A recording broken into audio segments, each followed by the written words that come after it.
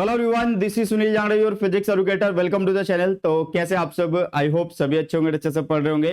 तो आज हम करने वाले हैं बेटा जी motion in a straight line, class 11 physics का एक बहुत बढ़िया चैप्टर है। आसान चैप्टर है बट आप लोगों को आना जरूरी है क्योंकि इसमें बहुत सारे बेसिक्स हैं जो आगे की तरफ हमें काम में आएंगे। तो इसको निपटाएंगे यार, वन शॉट के अंदर इसको खत्म करेंगे और कम टाइम में आप लोगों को ज्यादा चीजें समझ में आ जाए। तो इसलिए पहले से ही आप लोगों के लिए स्लाइड्स जो हैं वो प्रिपेयर करी गई है बेटा जी। इससे पहले जो यूनिट्स एंड मेजरमेंट है वो मैंने अपलोड कर दिया था, लिंक डिस्क्रिप्शन बॉक्स में डाल दूंगा। और अगर किसी ने नहीं देखा तो वो जरूर से देख लेना क्योंकि फर्स्ट चैप्टर है तो आप लोगों के लिए इंपॉर्टेंट है। और उससे पहले बेसिक ऑफ फिजिक्स करवा दिया था जिसमें differentiation, integration, graphs, log function, trigonometry और बहुत सारी चीजें थी जो बेसिक्स है वो सारे करवा दिए थे हमने फर्स्ट वीडियो के अंदर। ओके, इसके बाद तुम्हारी क्या डिमांड रहती है, मतलब वन शॉट तो मैं कराऊंगा, उसके अलावा तुम्हारी क्या डिमांड रहती है वो कमेंट सेक्शन में जरूर से बता के जाना बेटा जी। ओके, तो इसके जो लेक्चर नोट्स हैं बेटा जी वो आप लोगों को मिलेंगे Telegram channel Sunil Jangra sir के नाम से, यहाँ पे मिल जाएंगे। और फर्स्ट चैप्टर मींस जो बेसिक ऑफ फिजिक्स है, जो यूनिट्स एंड मेजरमेंट है, उसके भी लेक्चर नोट्स आप लोगों को मिल जाएंगे। इसी टेलीग्राम चैनल पे भेज दिए गए हैं, लिंक डिस्क्रिप्शन बॉक्स में है। अगर आप फिजिक्स के अंदर फोड़ना चाहते हो तो ये टेलीग्राम चैनल आप लोगों के लिए बहुत ज़्यादा इंपॉर्टेंट है। तो अभी के अभी चैनल सब्सक्राइब किया या नहीं किया, सबसे पहले भाई टेलीग्राम ज्वाइन करके आओ, फिर चैनल को सब्सक्राइब कर लो और वीडियो अच्छी लगे तो वीडियो को लाइक भी कर देना। चलिए तो अभी स्टार्ट करते हैं फिर आज के हमारे इस चैप्टर को। जैसे कि मैंने बोला कि आप लोगों का टाइम बचाया जाएगा, कम टाइम में आपको ज्यादा चीजें समझ में आ जाए, कुछ इस तरीके से ही मैं आप लोगों को पढ़ाने वाला हूं बेटा। ठीक है, तो सबसे पहले बेटा जी जो हमारा चैप्टर है वो है motion in a straight line. ध्यान से सुनिएगा, क्या है हमारे चैप्टर का नाम? Motion in a straight line ये रहने वाला है। ओके, अब motion in a straight line जो है वो किसके अंडर आएगा हमारे पास? ये किस में आता है बेटा जी? ये आता है मैकेनिक्स के अंदर। मतलब सबसे पहले हमें जानना होगा कि भाई what is the mechanics. Mechanics क्या है भाई? फिजिक्स की वो ब्रांच है जिसमें हम बॉडी या पार्टिकल के मोशन के बारे में स्टडी कर रहे होंगे। सिंपल सी बात, तो वो कहलाती है क्या? मैकेनिक्स। अब मैकेनिक्स के हमारे पास तीन पार्ट, कौन कौन से? एक है बेटा जी स्टैटिक्स, एक है काइनेमेटिक्स और एक है डायनेमिक्स। तीनों चीजें आप लोगों को नाम के अकॉर्डिंग इनकी डेफिनेशंस बता रही हैं। जैसे क्या बोल रही है भाई? स्टैटिक्स, स्टैटिक मतलब रेस्ट, रेस्ट पे होगा। मतलब यहां पे हम क्या करेंगे? ऑब्जेक्ट की स्टडी करेंगे बट वो कैसा होगा? रेस्ट पे होगा। अब ये हम किसके पार्ट्स पढ़ रहे हैं? मैकेनिक्स के पार्ट्स पढ़ रहे हैं। मैकेनिक्स जो वो ब्रांच ऑफ फिजिक्स है, बट अब मैकेनिक्स के पार्ट्स पढ़ रहे हैं तो इसका मतलब जो स्टैटिक्स है वो किसकी ब्रांच है भाई? मैकेनिक्स की ब्रांच है। आप ऐसे बोलोगे, ठीक है, the branch of mechanics which deals with the study of body at rest. ठीक है, तो ये होता है बेटा जी स्टैटिक्स। अगर मैं काइनेमेटिक्स की बात करूं और डायनेमिक्स की बात करूं तो काइनेमेटिक्स एंड डायनामिक्स में दोनों में मोशन ऑफ बॉडी के बारे में ही बात करेंगे, उनकी स्टडी करेंगे। लेकिन इसमें हम कोज ऑफ मोशन को भी देखेंगे? नहीं देखेंगे। इसमें हम कोज ऑफ मोशन को नहीं देखने वाले, बट इसमें हम कोज ऑफ मोशन को जानेंगे कि भाई इसका मोशन हुआ क्यों। तो समझो चीजों को भाई, इसमें तो भाई बॉडी रेस्ट पे होगी तो उसके बारे में पढ़ रहे होंगे, इन दोनों में बॉडी मोशन में होगी। ओके, अब ये मोशन क्यों हुआ वो डायनेमिक्स में जानेंगे। यहां पे हमें क्यों हुआ उससे कोई लेना देना नहीं है। ये क्या है? काइनेमेटिक्स जो है branch of mechanics which deals with the study of motion of body without knowing it's cause. ठीक है, हमें उसके कॉजेस से कोई भी लेना देना नहीं है। डायनेमिक्स में क्या होता है बेटा? The branch of mechanics which deals with the study of motion of body knowing it's cause, मतलब उसके कारण भी जानने होंगे कि मोशन क्यों हुआ। तो मेरे ख्याल से मैकेनिक्स समझ में आ गया कि क्या होता है। चलिए नेक्स्ट हम पढ़ने वाले हैं बेटा जी रेस्ट क्या होता है और मोशन क्या होता है। रेस्ट का मतलब क्या है यार? मान लो मैं यहाँ पे खड़ा हूं, मान लो मैं यहाँ पे खड़ा हूं, इस तरीके से यहाँ पे खड़ा हूं। ओके, पॉज दे देता हूं एक। तो टाइम बदलता जा रहा है, टाइम चलता जा रहा है, तो टाइम के अकॉर्डिंग मेरी पोजीशन यही है। तो इसका मतलब क्या है कि भाई टाइम के साथ साथ मेरी पोजीशन नहीं बदल रही, तो इसका मतलब ये हुआ रेस्ट के ऊपर बेटा जी। ओके, नोट्स इसलिए बनाए हैं आप लोगों के लिए ताकि आप लोगों को डेफिनेशन वगैरह रटने की जो जरूरत होती है वो यहां से तुम रट लो स्कूल लेवल पे। ठीक है, और नीट जेई लेवल पे तो क्या होता है, सिर्फ पता होना चाहिए। तो भाई रेस्ट क्या बोलोगे? कोई भी ऑब्जेक्ट कब रेस्ट में बोला जाएगा? कब रेस्ट में बोला जाएगा? तब बोला जाएगा जब वहां पे कोई भी पोजीशन में चेंज नहीं आया टाइम के साथ, तो उसे रेस्ट पे बोला जाएगा। अगर टाइम के साथ पोजीशन में चेंज आ गया तो उसे क्या बोलेंगे कि ऑब्जेक्ट जो है भाई साहब वो मोशन में है। ऑब्जेक्ट जो है भाई साहब वो किस में है? फिर मोशन में है बेटा जी। ठीक है, समझ में आ गया? क्लियर है इतनी बातें?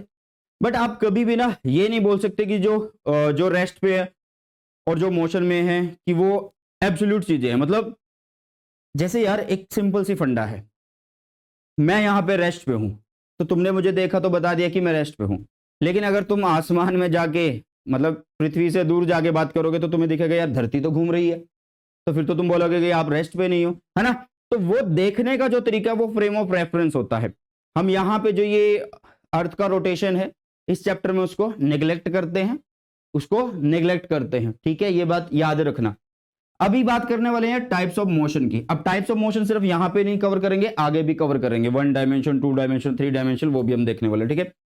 तो टाइप्स ऑफ मोशन में जो हमारे पास सबसे पहले आता है वो आता है बेटा जी ट्रांसलेटरी मोशन, फिर आता है सर्कुलर या फिर रोटेटरी मोशन, फिर आता है ओसिलेटरी या फिर ओके एक ही नाम है ओसिलेटरी मोशन। ओके, तीन चीजें मैंने बात करी कि ट्रांसलेटरी मोशन, दूसरा मैंने बोला सर्कुलर या फिर रोटेटरी मोशन, और तीसरा ओसिलेटरी मोशन। ट्रांसलेटरी मोशन का मतलब क्या है कि भाई बॉडी जो है वो स्ट्रेट लाइन में चलती रहे, मूव करे। Okay, the motion of a body along A straight line. जब भाई बॉडी का मोशन स्ट्रेट लाइन में हो रहा है तो आप उसको बोलोगे कि वो उसका ट्रांसलेटरी मोशन है, ठीक है। या आप एक तरीके से 1D में भी बोल सकते हो इसको कि ये 1D में हो रहा है, आप ऐसे बोल सकते हो 1D 2D 3D, आगे भी पढ़ेंगे। बात आती है फिर सर्कुलर मोशन की। अब सर्कुलर मोशन में क्या होता है भाई, सर्कल, नाम से पता लग रहा है कि सर्कल, एक सर्कुलर पाथ पे घूम रही होगी body. The motion of a body in a circular path, उसे बोला जाएगा क्या, सर्कुलर मोशन या रोटेटरी मोशन। ऑसिलेटरी मोशन क्या होता है, इसके लिए हमें क्या होता है कि एक फिक्स पोजीशन हमें पहले से पता होती है जैसे, और इसको बोलते हैं मीन पोजीशन। ये क्या बोली हमने, ये हमारी मीन पोजीशन है बेटा जी। अब इस पोजीशन से ऑब्जेक्ट इधर भी जाएगा, एक मैक्सिमम डिस्प्लेसमेंट करेगा, और इधर भी जाएगा, एक मैक्सिमम डिस्प्लेसमेंट करेगा, जिसको हम एम्पलीट्यूड बोलते हैं। या फिर वो ऐसे भी जा सकता है, ऊपर या नीचे, मीन पोजीशन से। तो इस तरीके के जो मोशन होते हैं बेटा उसको क्या बोला जाता है, उसको बोला जाता है oscillatory motion. Okay, mean position से वो लेफ्ट राइट हो, मीन पोजीशन से वो अप डाउन हो, उसे बोला जाएगा ऑसिलेटरी मोशन बेटा जी। चलिए नेक्स्ट आता है हमारे पास फ्रेम ऑफ रेफरेंस। जैसे कि मैंने बोला कि भाई मैं मोशन में हूं या मैं रेस्ट पे हूं, वो कैसे डिसाइड किया जाएगा, वो किसी एक फिक्स पॉइंट के ऊपर बैठ के, मतलब एक सिस्टम हम बनाएंगे जहां पे खड़े होके हम पोजीशन बता रहे होंगे, मोशन बता रहे होंगे, मतलब उसकी जो स्टेट होगी उसको बता रहे होंगे। तो फ्रेम ऑफ रेफरेंस क्या बताता है हमें, तो फ्रेम ऑफ रेफरेंस एक तरीके से भाई एक प्लेटफॉर्म है। क्या है, ये एक प्लेटफॉर्म है जहां पे खड़े होके, मींस जहां पे जो खड़ा होगा भाई वो कौन है, ऑब्जर्वर है। मान लो मैं एक प्लेटफॉर्म बना लेता हूं और उस पर खड़ा होके ऐसे बता रहा हूं कि भाई वो मोशन में, वो रेस्ट पे है, मैं ऐसे बता रहा हूं, है ना। तो इसका मतलब मैं जिस प्लेटफॉर्म पे खड़ा हूं उसको क्या बोला जाएगा, उसको बोला जाएगा फ्रेम ऑफ रेफरेंस। क्या बोला जाएगा बेटा जी, फ्रेम ऑफ रेफरेंस बोला जाएगा। ये फ्रेम ऑफ रेफरेंस क्या कर रहा है भाई, ये पोजीशन बता रहा है ऑब्जेक्ट्स की। तो फ्रेम ऑफ रेफरेंस क्या है, frame of reference is a platform where observer, अब मैं पोजीशंस बता रहा हूं, देख के बता रहा हूं भाई ये यहां ये यहां, तो मैं ऑब्जर्वर हूं। वेयर ऑब्जर्वर इज सिचुएटेड और the space with respect to which all measurement are taken. अब मेरे अकॉर्डिंग क्या है भाई, वो रेस्ट पे है, वो चल रहा है, वो इतनी स्पीड से जा रहा है, तो सारी मेजरमेंट मेरे अकॉर्डिंग चल रही है, मतलब मैं एक तरीके से ओरिजिन हो गया। ओके, तो फ्रेम ऑफ रेफरेंस एक प्लेटफॉर्म है जिसमें एक ऑब्जर्वर होता है जो चीजों की पोजीशंस को स्पेसिफाई करता है। अब जो फ्रेम ऑफ रेफरेंस है, अब ऐसा भी तो हो सकता है कि जहां आप खड़े हो वो चीज या तो रेस्ट पे है या चल रही हो भाई साहब, या तो रेस्ट पे है या फिर चल रही हो भाई साहब, है ना, डांस भी हो गया ये तो। ओके, तो यहां पे दो तरीके के फ्रेम ऑफ रेफरेंस हम देखने वाले हैं, inertial frame of reference and non inertial frame of reference. बेटा जी क्या देखने वाले हैं, एक है इनर्शियल फ्रेम ऑफ रेफरेंस और एक है non inertial frame of reference. नाम से पता लग रहा है इनर्शियल, इनर्शियल का मतलब है बेटा जी वो एक्सेलरेट नहीं करेगा, क्योंकि व्हाट इज इनर्शिया, उसी से रिलेटेड है ये। इनर्शिया क्या, एक तरीके से रेजिस्टेंस है जो अपने में होने वाले चेंज को रेजिस्ट करता है, मतलब अपनी पोजीशन में या अपने स्टेट में होने वाले जो भी चेंज होते हैं उनको रेजिस्ट करता है। तो एक तरीके से जो इनर्शियल फ्रेम ऑफ रेफरेंस है वो एक non accelerating frame of reference है बेटा जी, ठीक है। या फिर a frame of reference moving with constant velocity, उसे भी बोला जाएगा inertial frame of reference. Clear चीजें, यस और नो। भाई जो नॉन इनर्शियल होंगे ना वो एक्सेलरेटिंग फ्रेम ऑफ रेफरेंस होंगे। अब कई बार ऐसा हो सकता है यार कि तुम किसी चीज पे जब मान लो जहां पे तुम खड़े हो वो चल नहीं रही है, वो एक्सेलरेट नहीं हो रही है। तो यहाँ के अकॉर्डिंग जब तुम चीजों को बता रहे हो तो आप क्या बता रहे हो, आप इनर्शियल फ्रेम ऑफ रेफरेंस को यूज कर रहे हो। अगर आप किसी चीज में बैठे और वो चीज चल रही है, एक्सेलरेट हो रही है, और फिर आप पोजीशंस को बता रहे हो, तो फिर आप बोलोगे कि वो क्या हो गया, non inertial frame of reference हो गया। Non inertial frame of reference हो गया, मतलब an accelerating frame of reference is called a non inertial frame of reference. तो फ्रेम ऑफ रेफरेंस समझ में आ गए। नेक्स्ट है बेटा जी, आप लोगों को पता होना चाहिए व्हाट इज डिस्टेंस। भाई आपको ए से मान लेते हैं बी तक जाना है, तो आपने क्या किया, कलाकारी दिखाई, यहां से शुरू हो गए, यहां से शुरू हो गए, ऐसे चले गए। तो एक्चुअल में आपने क्या किया, रास्ता कवर किया है, एक लेंथ को कवर किया है। तो जो एक्चुअल पाथ कवर्ड हुआ है, जो एक्चुअल पाथ लेंथ आपने कवर करी है, उसको बोला जाता है डिस्टेंस बेटा जी। ठीक है, डिस्टेंस। ओके, किसी भी बॉडी द्वारा किसी भी टाइम में। लेकिन अगर, सुनना ध्यान से, लेकिन अगर मान लो ये हमें यहां से यहां पहुंचना था, ये हमारा है इनिशियल पोजीशन, मान लेते हैं ये हमारा क्या है, इनिशियल पोजीशन है, ये हमारा फाइनल पोजीशन है। तो अगर मैं इनिशियल से फाइनल के बीच में, क्या बोल रहा हूं, अगर मैं इनिशियल से फाइनल के बीच में अगर एक स्ट्रेट लाइन, कौन सी लाइन, स्ट्रेट लाइन, और कैसे रास्ते को देखूं भाई, शॉर्टेस्ट पाथ को अगर मैं देखूं, किसको देखूं, शॉर्टेस्ट पाथ को अगर मैं देखूं, शॉर्टेस्ट पाथ को अगर मैं देखूं, तो वो होगा भाई कहां से, अच्छा किसके बीच में, स्ट्रेट लाइन शॉर्टेस्ट पाथ किसके बीच में, इनिशियल फाइनल पोजीशन के बीच में, इनिशियल एंड फाइनल पोजीशन के बीच में बेटा जी, इनिशियल एंड फाइनल पोजीशन के बीच में बेटा जी। ठीक है, तो उस डिस्टेंस को बोला जाता है डिस्प्लेसमेंट। मतलब जो डिस्प्लेसमेंट है एक तरीके से चेंज इन पोजीशन है। ओके, अगर मैं डिस्टेंस की बात करूं तो डिस्टेंस एक कैसी क्वांटिटी बेटा, स्केलर, क्योंकि एक्चुअल पाथ लेंथ कवर्ड की बात करिए कि कितना आपने रास्ता कवर किया, डायरेक्शन की बात नहीं करी है। ऐसा यूनिट क्या होगी भाई, लेंथ कवर कर रहे हैं तो मीटर ही होगी। हमेशा जो डिस्टेंस होगा वो कैसा होगा भाई, पॉजिटिव होगा। मींस ये जीरो नहीं हो सकता या नेगेटिव नहीं हो सकता। मतलब अगर तुमने डिस्टेंस लेंथ कवर करी है भाई साहब, मान लो यार कोई बॉडी जब मूव कर रही है तो लेंथ तो कवर करेगी, तो ये जीरो कैसे हो जाएगा, नहीं हो सकता ना, और ना ही नेगेटिव हो सकता। ये चीजें याद रखने की है, बहुत ज्यादा इंपॉर्टेंट है। इसके बाद बेटा डिस्प्लेसमेंट, जो पहले मैंने बता दिया है, it is the shortest path या फिर डिस्टेंस ट्रेवल्ड फ्रॉम कहां से कहां भाई, initial position to final position. मतलब हमेशा याद रखना है इनिशियल और फाइनल के बीच में एक शॉर्टेस्ट पाथ होगा और स्ट्रेट लाइन डिस्टेंस होगा, shortest path straight line distance. Okay, तो डिस्प्लेसमेंट को हम क्या बोल सकते हैं, चेंज इन पोजीशन भी बोल सकते हैं। डिस्प्लेसमेंट को हम क्या बोल सकते हैं, चेंज इन पोजीशन भी बोल सकते हैं। और ये कैसे भाई, ये कौन सी क्वांटिटी बनती है, ये एक वेक्टर क्वांटिटी बनती है। देखो मान लो ये इनिशियल पोजीशन है और ये हमारी फाइनल पोजीशन है, तो डिस्प्लेसमेंट कैसे बनेगा, इनिशियल को फाइनल से जोड़ दो, इनिशियल को फाइनल से जोड़ दो। दूसरी बात, ये एक वेक्टर क्वांटिटी है तो इसकी डायरेक्शन कैसे देखे भाई, इनिशियल से फाइनल के बीच में एरो बना दो, इनिशियल से फाइनल के बीच में एरो बना दो तो डायरेक्शन मिल जाएगी। इनिशियल से फाइनल के बीच में एरो बना दो तो क्या मिल जाएगी, डायरेक्शन। ये एक क्या है, वेक्टर क्वांटिटी है, और उसको कैसे हम फाइंड आउट करेंगे उसकी डायरेक्शन को, that is a vector joining initial to final position. या फिर एक एरो बना दो, जो कि नेक्स्ट स्लाइड में लिखा भी है आप लोगों के लिए। ठीक है, चलिए ये रहा वो डायरेक्शन वाला सीन, ये रहा कि डायरेक्शन को आप किस तरीके से फाइंड आउट कर सकते हैं। अब कुछ इंपॉर्टेंट चीजें यार जो आप लोगों को पता होनी चाहिए। अच्छा एक और चीज, मान लो अभी बॉडी क्या है भाई, यहाँ पे थी, ठीक है, मान लो यार ये ओरिजिन है, एक चीज मानते हैं ये ओरिजिन है, अभी बॉडी यहाँ पे थी, मतलब ये है x1 और ये है x2, ठीक है, ये है x2। अभी बॉडी यहाँ पे थी, फिर वो यहाँ पे पहुंच गई, कुछ भी इसको नाम दे दो, ये a ये b है। इन्होंने एक बात बोला, ओके बोली, इन्होंने एक बात बोली भाई साहब कि जब भी कोई भी बॉडी जब स्ट्रेट लाइन में चलती है, जब motion in a straight line उसका होता है, तो मैग्नीट्यूड ऑफ डिस्प्लेसमेंट हमेशा इक्वल होगा डिस्टेंस के। नहीं तो डिस्टेंस हमेशा ग्रेटर देन भी हो सकता है, मतलब डिस्टेंस हमेशा ग्रेटर होगा किससे, डिस्प्लेसमेंट से। ये याद रखना।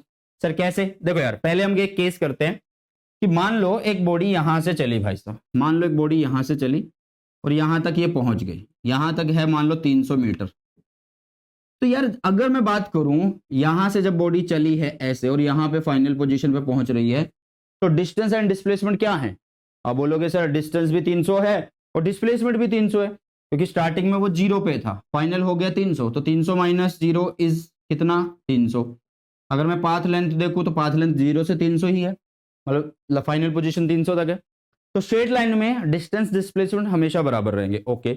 लेकिन अगर मान लो यहां से ये यू टर्न ले ले और ये यहां पे आ जाए, और यहां पे क्या है, ये 150 है, मतलब ये यहां पे आ जाए, मतलब इसकी फाइनल पोजीशन बॉडी की इस टाइम 150 पे है, मतलब ये घूम के ऐसे आ गया है, वापस आ गया है, तो डिस्टेंस कवर्ड हो गया 300 प्लस 150 450, ठीक है। लेकिन ध्यान से देखो भाई, डिस्प्लेसमेंट क्या होगा, final position minus initial position, तो 150 माइनस 0, तो डिस्प्लेसमेंट क्या हो गया, कम हो गया।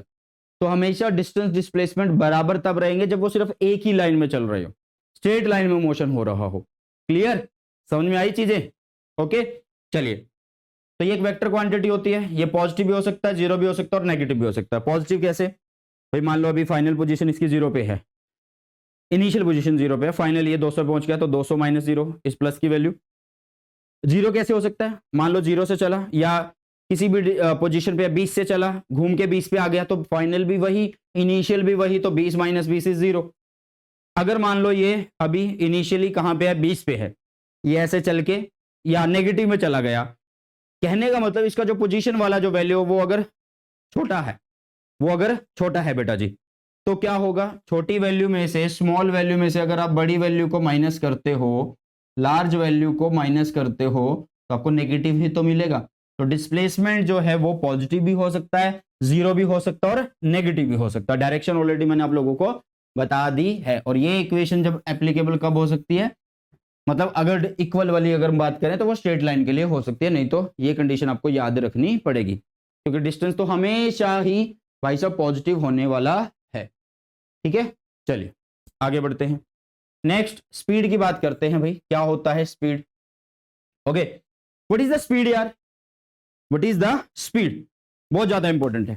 देखो ये जो चैप्टर है, मतलब हम इतने नोट्स बनाने के बावजूद भी लग रहा होगा कि थोड़ा सा इसकी ड्यूरेशन ज़्यादा हो सकती है, 90 मिनट तक पहुंच सकते हैं, क्योंकि लंबा चैप्टर है यार, सिर्फ लिखे हुए को पढ़ाना नहीं है, समझाना भी है, तो थोड़ा सा टाइम लगेगा। तो इसलिए आप लोगों को ये नहीं सोचना कि यार स्किप करो, जल्दी जल्दी पढ़ो, नहीं, बिल्कुल डिटेल में पढ़ा रहा हूँ तो अच्छे से पढ़ो।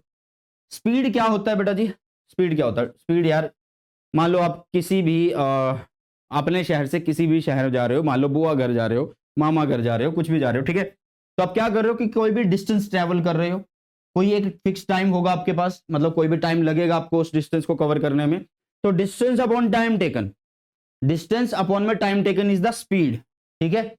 ये होगा आपके पास स्पीड, मतलब आपने बोला कि भाई मुझे क्या किया मैंने कि 60 किलोमीटर मैंने कवर किया, कितनी देर में कवर किया भाई, 1 आवर में कवर किया। तो आप बताओगे कि मैं 60 किलोमीटर पर आवर की स्पीड से आया हूं, चाहे वो आप गाड़ी चला के आए हो, चाहे आप बाइक चला के आए हो, चाहे आप बस में बैठ के आए हो। तो स्पीड इस तरीके से फाइंड आउट की जाती है, मतलब speed is what, distance travelled upon में टाइम टेकन। अब भाई स्पीड है, इसमें डिस्टेंस आ रहा है, टाइम आ रहा है, स्केलर क्वांटिटी बनेगी घूम फिर के, तो ये क्या है, एक स्केलर क्वांटिटी। अगर मैं एसआई यूनिट की बात करूं तो इसकी एसआई यूनिट क्या बनने वाली है बेटा, डिस्टेंस की होती है मीटर और टाइम की होती है सेकंड, तो मीटर पर सेकंड या मीटर सेकंड इनवर्स जो है इसकी यूनिट रहने वाली है। अगर मैं इसकी डायमेंशन की बात करूं तो डायमेंशन इज LT-1 बनेगी। और जिसको डायमेंशन फाइंड आउट नहीं करनी आती, यूट्यूब पे लिखो dimensions by Sunil Jangra sir, मिल जाएंगे, अपलोडेड है ऑलरेडी, ओके। तो ऐसा यूनिट जो है वो मीटर पर सेकंड है एंड ये एक स्केलर क्वांटिटी रहने वाली है, ओके। हमेशा जैसे डिस्टेंस हमेशा पॉजिटिव है, स्पीड ऑलवेज पॉजिटिव, स्पीड जो होगी वो हमेशा पॉजिटिव होने वाली है बेटा जी। नेगेटिव कैसे हो सकती है, डिस्टेंस नेगेटिव थोड़ा होगा, डिस्टेंस तो पॉजिटिव ही होगा, ठीक है। चलिए अब आ जाते हैं एवरेज स्पीड क्या होगी भाई साहब, what is the average speed. भाई तुमने क्या किया, तुम 9 बजे घर से चले, सुबह 9 बजे घर से चले 9 AM, और तुम पहुंच गए मान लो 11 AM, कहीं पे भी किसी सिटी में तुम चले गए, मान लो करनाल मेरा शहर से तुम कहीं चले गए KKR कुरुक्षेत्र, ठीक है, यहाँ चले गए तुम लोग, तो आपको यहाँ से यहाँ जाने में 2 आवर्स लग गए, ठीक है, 9 से 11 बज चुके हैं। और मान लो ये जो है भाई साहब ये 120 किलोमीटर था डिस्टेंस इनके बीच का। तो अभी ये थोड़ा होगा कि भाई आप जब यहां से चले और यहां तक तो आपकी एक जैसी स्पीड थी, भाई घर से निकलते ही तुमने 60 किलोमीटर पर आवर की स्पीड ले रखी थी और बीच में जो भी आया सबको भिड़ाते हुए और आ गए भाई सब, ऐसा नहीं है ना। तो अलग अलग स्पीड होगी, कहीं पे तुम्हें रास्ता खाली मिलेगा, कहीं भीड़ मिलेगी, कहीं पे रुकना पड़ेगा। तो इस तरीके से आप लोग बोल सकते हो, है ना।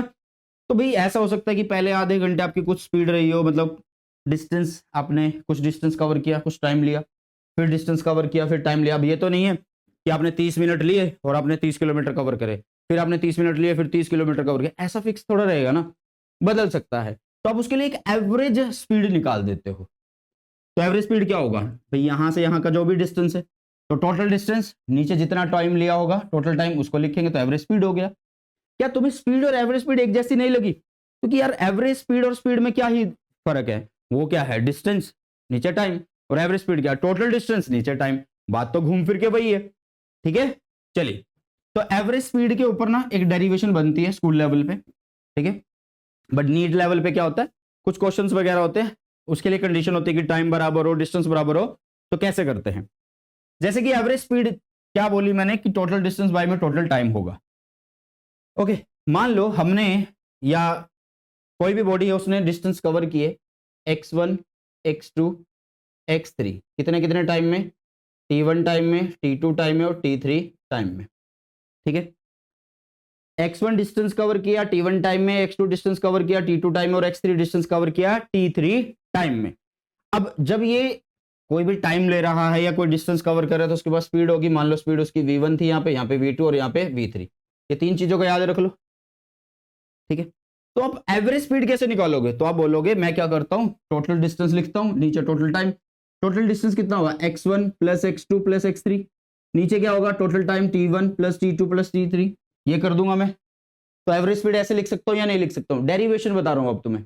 ओके सर, बिल्कुल लिख सकते हो। चलो, अब इसके बाद अगर मैंने एवरेज स्पीड लिखी v is equal to x1 plus x2 plus x3 और नीचे मैंने लिख दिया t1 plus t2 plus t3, ठीक है। और जैसे मैंने बोला है कि x1 डिस्टेंस कवर करते हुए मेरी स्पीड v1 v2 v3 कुछ इस तरीके से, मतलब x1 x2 x3 के लिए स्पीड मैंने बता दी।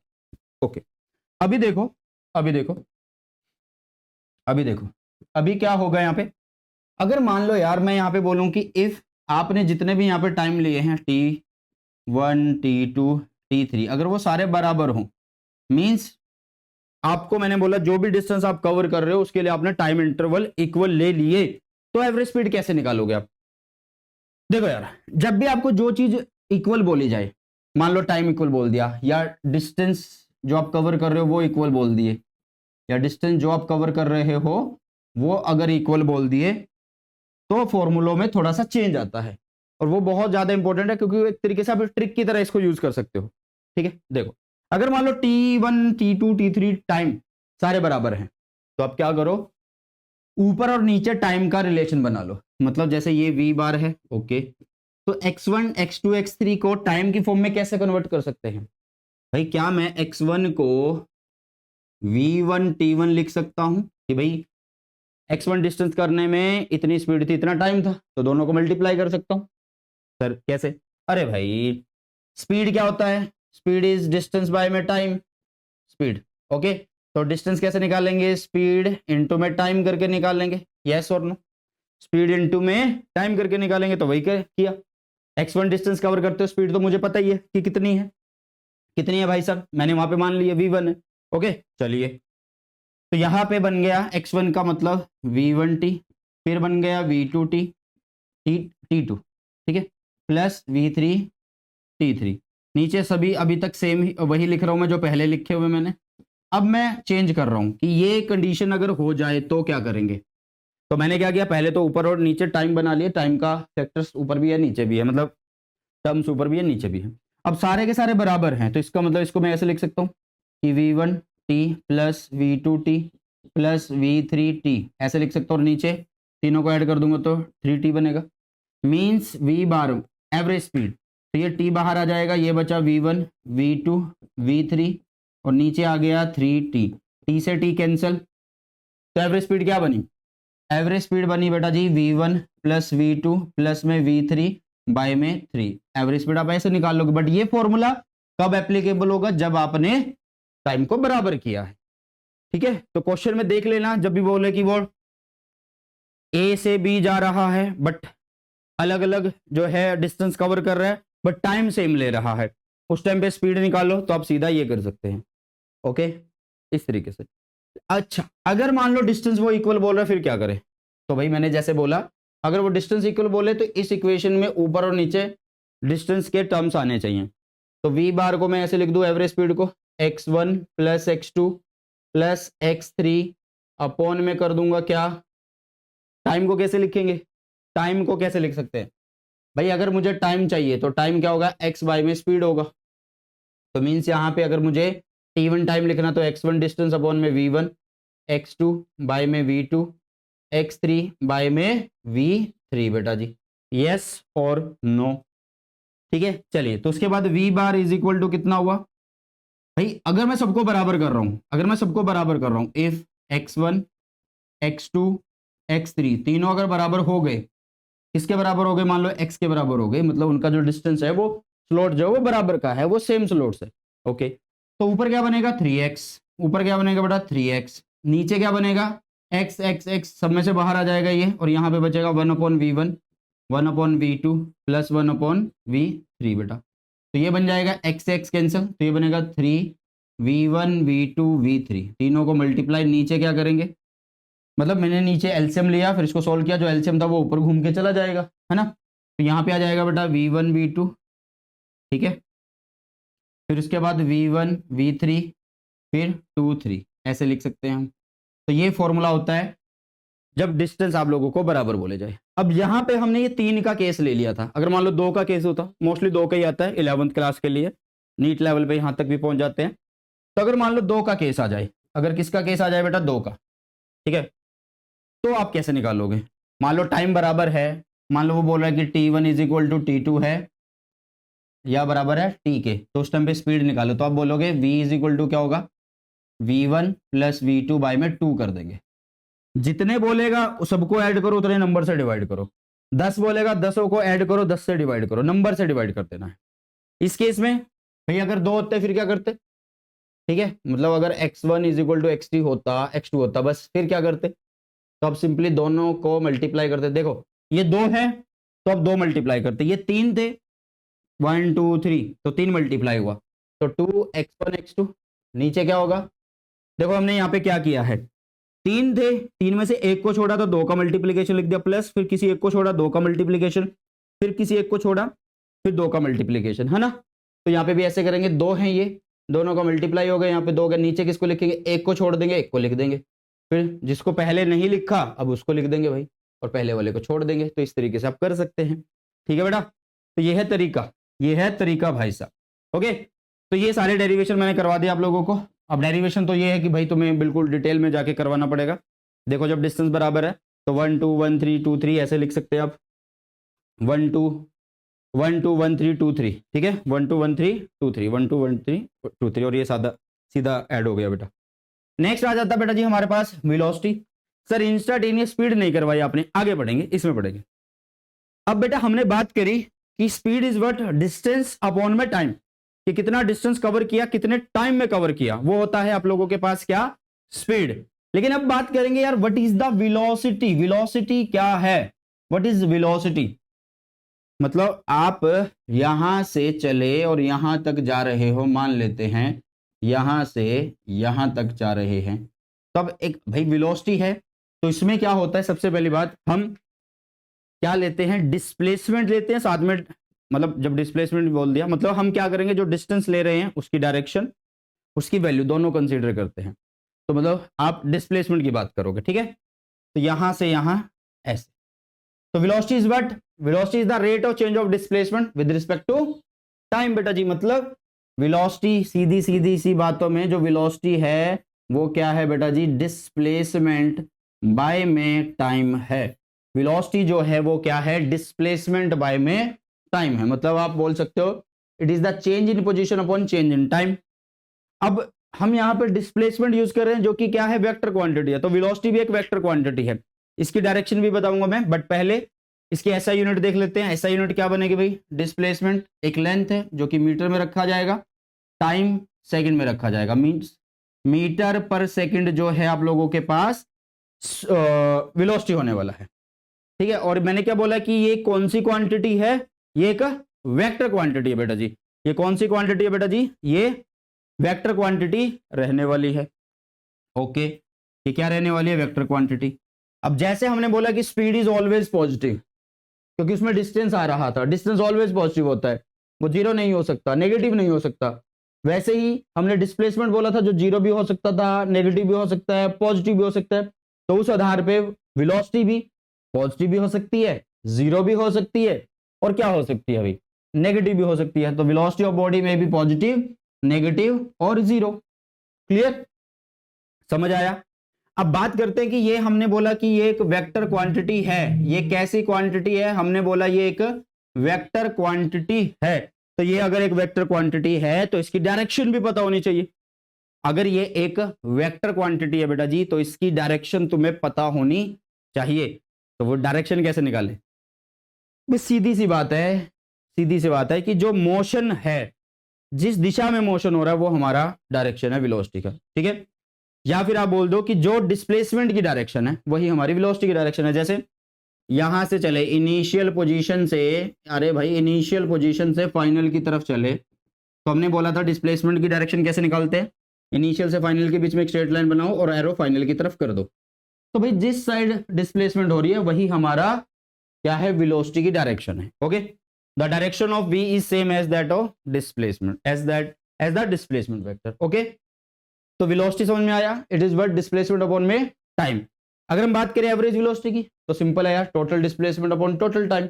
जैसे हमने एवरेज स्पीड करा था, total distance upon total time किया था। अब बात कर लेंगे एवरेज वेलोसिटी की, तो total displacement upon total time होगा, ठीक है। चलो अब आ जाते हैं बेटा जी इंस्टांटेनियस वाली चीजों पे, ठीक है। इंस्टांटेनियस वेलोसिटी देखेंगे और इंस्टांटेनियस स्पीड देखने वाले हैं बेटा जी। इंस्टांटेनियस वेलोसिटी देखने वाले हैं एंड इंस्टांटेनियस स्पीड देखने वाले हैं। देखो जब भी इंस्टेंटेनियस की बात होगी, इंस्टेंटेनियस की बात हो रही है ना, तो इसका मतलब है एट एनी इंस्टेंट की हम बात कर रहे हैं। किसकी बात कर रहे हैं बेटा जी, हम एट एनी इंस्टेंट की हम बात कर रहे हैं। तो जब भी कोई तुम्हें बोले कि what is the instantaneous velocity, तो आप बोलो the velocity at any instant of time. Okay, क्या बोलोगे आप लोग, बोलोगे the velocity at any instant of time is called instantaneous velocity. Sir थोड़ा और अच्छे से समझा दो। देखो यार ये ग्राफ बना हुआ है, ये टाइम है इधर और इधर है आप लोगों के पास डिस्प्लेसमेंट, ठीक है। डिस्प्लेसमेंट है और ये आप लोगों के पास इधर टाइम है। हमने बोला कि इनके बीच में ऐसे ग्राफ ये बन रहा है, ठीक है, ऐसे ये ग्राफ ऊपर की तरफ जा रहा है। मैंने आप बोला कि यहाँ पे इसकी पोजीशन कुछ है, मतलब किसी एक टाइम पे इसकी जो पोजीशन अभी के लिए यहाँ पे है, फिर ये यहाँ पे पहुंचा, तो मतलब इसने टाइम कुछ लिया और उसके बाद ये यहाँ पे आ गया। तो आप क्या कर रहे हो, एक टाइम इंटरवल में एक डिस्प्लेसमेंट या डिस्टेंस आपने कवर किया है, उसके अकॉर्डिंग आप वेलोसिटी लिख सकते हो। हाँ लेकिन सुनो यार, यहां से यहां के बीच में अच्छा खासा टाइम बदल रहा है। मैंने बोला है कि ये एट एनी इंस्टेंट की बात होगी। मैंने क्या बोला है, मैंने बोला है एट एनी इंस्टेंट की बात होगी। मीन्स यार अगर मैं बोलूं कि तुम 9 बजे अगर घर से चले थे, ठीक है, और तुम पहुंच के फाइनल डेस्टिनेशन पे 11 AM जहां पे तुम्हें जाना था, 11 AM तुम पहुंच गए, ठीक है। अगर मैं तुमसे बोलूं कि यार 9:01 पे, या ये तो ज़्यादा ही जल्दी हो गया, पास हो गया तो, कि भाई 10:02 पे तुम्हारी कितनी स्पीड थी। मैं एट एनी इंस्टेंट की बात कर रहा हूं, उतने टाइम पे, भाई उस टाइम पे कितनी थी, बहुत छोटा टाइम इंटरवल की मैं बात कर रहा हूं, ठीक है। तो इसका मतलब ये है कि हमें टाइम इंटरवल छोटा करना पड़ेगा। जब टाइम इंटरवल छोटा कर देंगे तो ये बिल्कुल यहां आ जाएगा, और ये जो डिस्प्लेसमेंट एक तरीके से ये वाली भी बिल्कुल पास हो जाएगी। तो इसका मतलब हमें इंस्टेंटेनियस जो वेलोसिटी लिखनी है वो कैसे लिखनी होगी, delta x upon delta T तो हम लिखेंगे, बट टाइम को बहुत ज्यादा छोटा करना, मतलब उसके ऊपर लिमिट लगा देंगे। टाइम अप्रोचेस जीरो, जीरो नहीं है, अप्रोचेस जीरो है, 0.00 कुछ कुछ वैल्यू है, ठीक है। तो ये हो गया आप लोगों के पास इंस्टेंटेनियस वेलोसिटी। अब इसके बाद जैसे मैंने टाइम को बहुत ज्यादा छोटा किया है, तो टाइम छोटा हुआ, डिस्प्लेसमेंट भी छोटी, या डिस्टेंस भी बहुत ज्यादा छोटा, ठीक है। तो फिजिक्स में फिर हम उस टर्म को कैसे लिखेंगे, dx/में dt लिखने वाले बेटा जी। तो जब भी आप लोगों के पास इंस्टेंटेनियस स्पीड की बात हो जाए किसकी बात हो जाए, इंस्टेंटेनियस स्पीड की बात अगर हो जाए तो उस टाइम पे आप लोगों को लिखना है it is the D V by में dt। क्या लिखना है, it is the D V by dt। ये एक वेक्टर क्वांटिटी है, velocity is a vector quantity. अगर मैं इंस्टेंटेनियस स्पीड की बात करूं तो वो क्या होगा भाई, इसका मैग्नीट्यूड वो होगा इंस्टेंटेनियस स्पीड। लेकिन अगर मैं दोनों को बराबर बोल दूं तो कोई गलती है नहीं यार, दोनों सेम हो सकते हैं। मतलब अगर मैं एट एनी इंस्टेंट की बात कर रहा हूं तो जो मेरी वेलोसिटी है वही तो मेरी स्पीड है। क्यों, क्योंकि यार इतने छोटे से टाइम के लिए डायरेक्शन जो है ऑब्जेक्ट की चेंज नहीं हो सकती, डायरेक्शन जो है ऑब्जेक्ट की चेंज नहीं हो सकती। क्लियर है, तो ये होता है इंस्टेंटेनियस वेलोसिटी। अगर मैं इंस्टेंटेनियस स्पीड की बात करूं तो इसका मैग्नीट्यूड इस कहलाता है इंस्टेंटेनियस स्पीड बेटा जी। ठीक है, क्लियर। तो यहां पे कुछ नहीं होगा, इस पे न्यूमेरिकल किस टाइप के बन सकते हैं, आपको कुछ भी एक्स की इक्वेशन दी होगी, ठीक है, कोई भी क्वाड्रेटिक इक्वेशन दी होगी, आपको बोला जाएगा कि t is equal to 4 second पे वेलोसिटी निकाल दो, तो तुम पहले उसका डिफरेंशिएशन करोगे, फिर उसके बाद t की वैल्यू उसमें पुट कर दोगे, आपके पास आंसर आ जाएगा। ये होता है वेलोसिटी फाइंड आउट करने का तरीका। तो मैग्नीट्यूड ऑफ इंस्टेंटेनियस वेलोसिटी इस कहलाता है इंस्टेंटेनियस स्पीड। अब आ जाते हैं यूनिफॉर्म मोशन पे। What is the uniform motion, क्या होता है यूनिफॉर्म मोशन। देखो नाम से पता लग रहा है यूनिफॉर्म एक जैसा, मोशन मतलब मोशन भाई साहब, है ना। तो इसमें क्या होगा कि यूनिफॉर्म का मतलब है कि भाई एक फिक्स डायरेक्शन में मोशन हो रहा हो, ए से मान लो बी जा रहे हैं तो एक फिक्स डायरेक्शन में जा रहे हो, एक फिक्स डायरेक्शन में जा रहे हो। दूसरी बात, इक्वल डिस्टेंस कवर करे इक्वल इंटरवल ऑफ टाइम में, इक्वल डिस्टेंस कवर करे equal interval of time, equal distance in equal interval of time, in equal interval of time बेटा जी, in equal interval of time बेटा जी।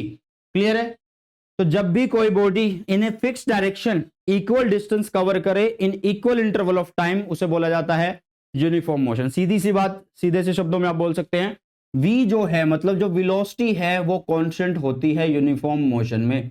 Velocity जो है वो कैसी रहनी चाहिए, कांस्टेंट रहनी चाहिए, क्योंकि भाई वो स्ट्रेट लाइन में चल रहा है, इक्वल डिस्टेंस कवर कर रहा है और फिक्स डायरेक्शन में कवर कर रहा है। तो इसका मतलब तो यही हुआ ना कि equal displacement in equal interval of time.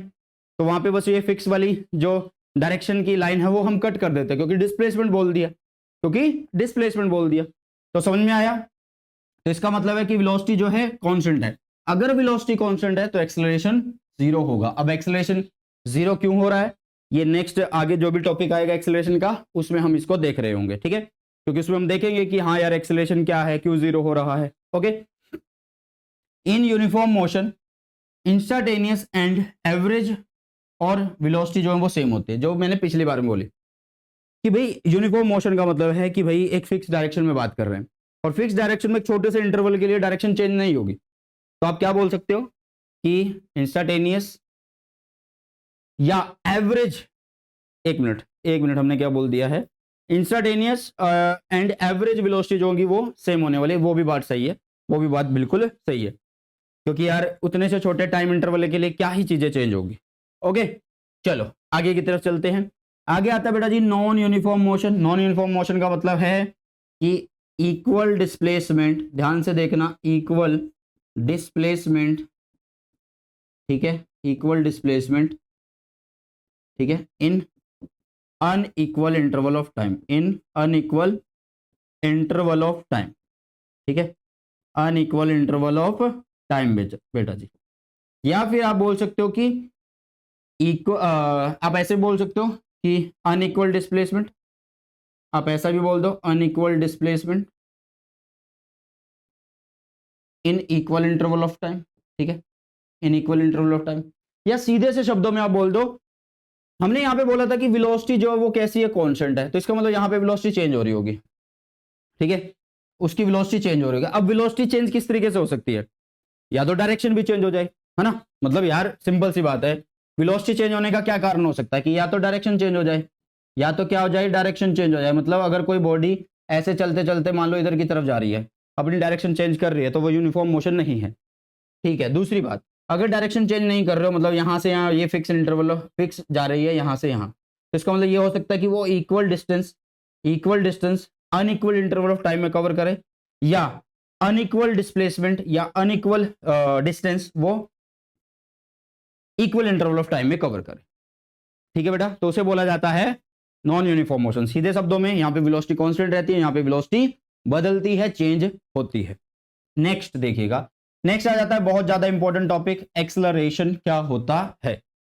हमने बोला, अभी हमने क्या बोला कि भाई वेलोसिटी कांस्टेंट है या वेलोसिटी बदल सकती है ना। ठीक है जी।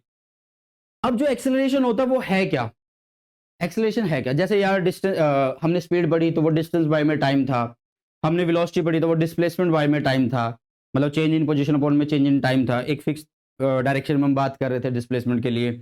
अब एक्सेलरेशन हो रहा है, मतलब एक्सेलरेशन जो होता है वो वेलोसिटी का चेंज अपॉन टाइम होता है, मतलब वेलोसिटी में चेंज आया, कितने टाइम में चेंज आया, वो एक्सेलरेशन कहलाएगा। क्लियर है बेटा? तो acceleration is what, change in velocity upon में टाइम इंटरवल। तो आप इसको बोल सकते हो it is the rate of change of, किसका है भाई साहब ये, रेट ऑफ चेंज ऑफ क्या है, velocity with respect to time, उसे बोला जाता है एक्सेलरेशन। इसको हम ए से शो करते हैं, इसको आप लिख सकते हो चेंज इन वेलोसिटी अपॉन में चेंज इन टाइम, मतलब टाइम इंटरवल जो आपने लिया। ये एक वेक्टर क्वांटिटी होती है तो आप इसको ऐसे भी लिख सकते हो, ये एक वेक्टर क्वांटिटी होती है तो आप इसको ऐसे भी लिख सकते हो। बताओ इतना समझ में आया या नहीं आया, जल्दी से बताइए। ओके सर, ये चेंज कैसे लिख सकते हैं? मान लो यार अभी कोई बॉडी थी, उसकी जो इनिशियल वेलोसिटी है वो u है और उसकी जो अब फाइनल वेलोसिटी है वो v है। तो आप वेलोसिटी में चेंज कैसे लिख सकते हो, फाइनल माइनस इनिशियल, कितना टाइम लिया, मान लो स्टार्टिंग में टाइम 0 था, बाद में टाइम फाइनल हो गया t। तो आप इस तरीके से एक्सेलरेशन को लिख पाते हो बेटा जी, आप इस तरीके से किसको लिख पाते हो, एक्सेलरेशन को लिख पाते हो। ओके, अब जैसे हमने स्पीड, जैसे हमने वेलोसिटी के दो दो तीन तीन पार्ट पढ़े, वैसे हम इसके भी पार्ट पढ़ेंगे, लेकिन साथ में जैसे वेलोसिटी एक वेक्टर क्वांटिटी है वैसे ही ये भी एक वेक्टर क्वांटिटी है, क्योंकि यहाँ पे हम वेलोसिटी की ही बात कर रहे हैं। तो एक्सेलरेशन भी एक वेक्टर क्वांटिटी है, उसकी भी बात करेंगे, डायरेक्शन कैसे ली जाती है। ऊपर क्या है भाई, चेंज इन वेलोसिटी, तो यूनिट बनेगी मीटर पर सेकंड, और नीचे पहले टाइम पड़ा हुआ है तो यहाँ पे सेकंड, मींस मीटर सेकंड -2 लिख सकते हैं, या मीटर पर सेकंड स्क्वायर लिख सकते हैं इसको। ठीक है, जैसे हमने मीटर पर सेकंड लिखा, मीटर सेकंड इनवर्स लिखा, तो इसको लिख सकते हैं metre second inverse square, metre second inverse square लिख सकते हैं। तो ये इसकी क्या है बेटा जी, एसआई यूनिट। अगर मैं डायमेंशन की बात करूं तो dimension is what, metre is length, time is capital T, ऊपर -2 है तो दैट इज, ये हो गया आप लोगों के पास square bracket, that is square bracket में आप लोगों को लिखना है इसको। LT -2 क्यों आ रहा है, क्योंकि जो मीटर होता है वो लेंथ, और लेंथ को किसमें लिखते हैं, कैपिटल L में। इसी तरीके से आप लोगों के पास क्या है, second, second is what, time, तो टाइम के लिए कैपिटल T, और उसकी पावर कितनी है, -2 रहने वाली है। क्या रहने वाली है, -2 रहने वाली है।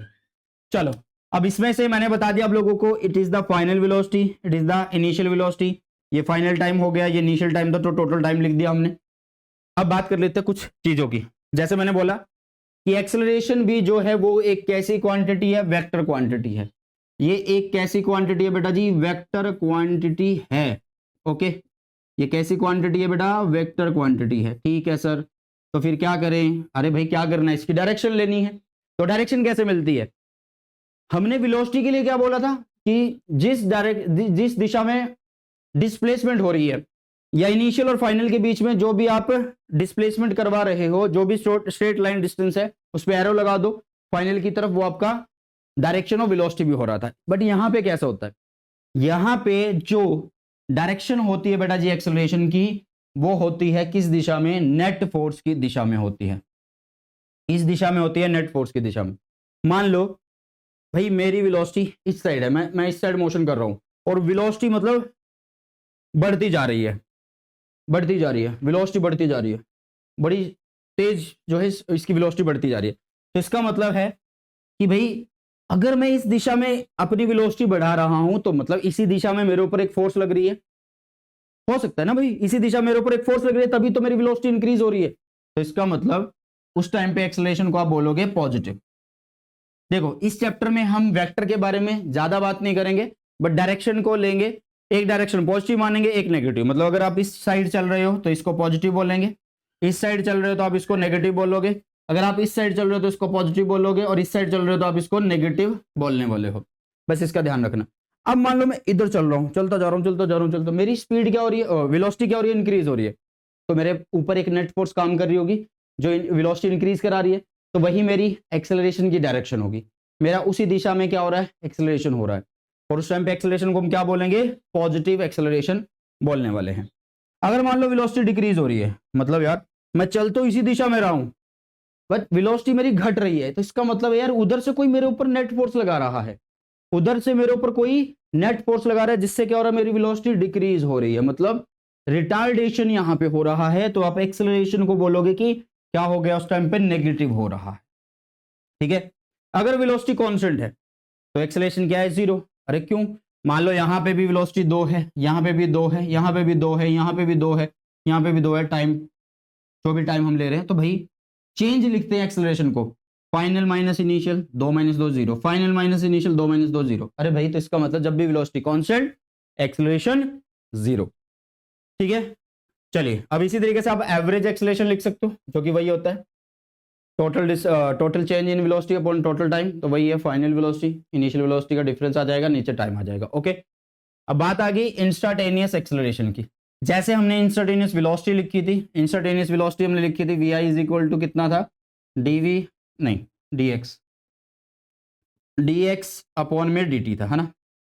अब इसको वेक्टर फॉर्म छोड़ ही दो, इस चैप्टर में हमें इतनी बात नहीं करनी है, तो डीएक्स बाई में डी टी लिखा हमने।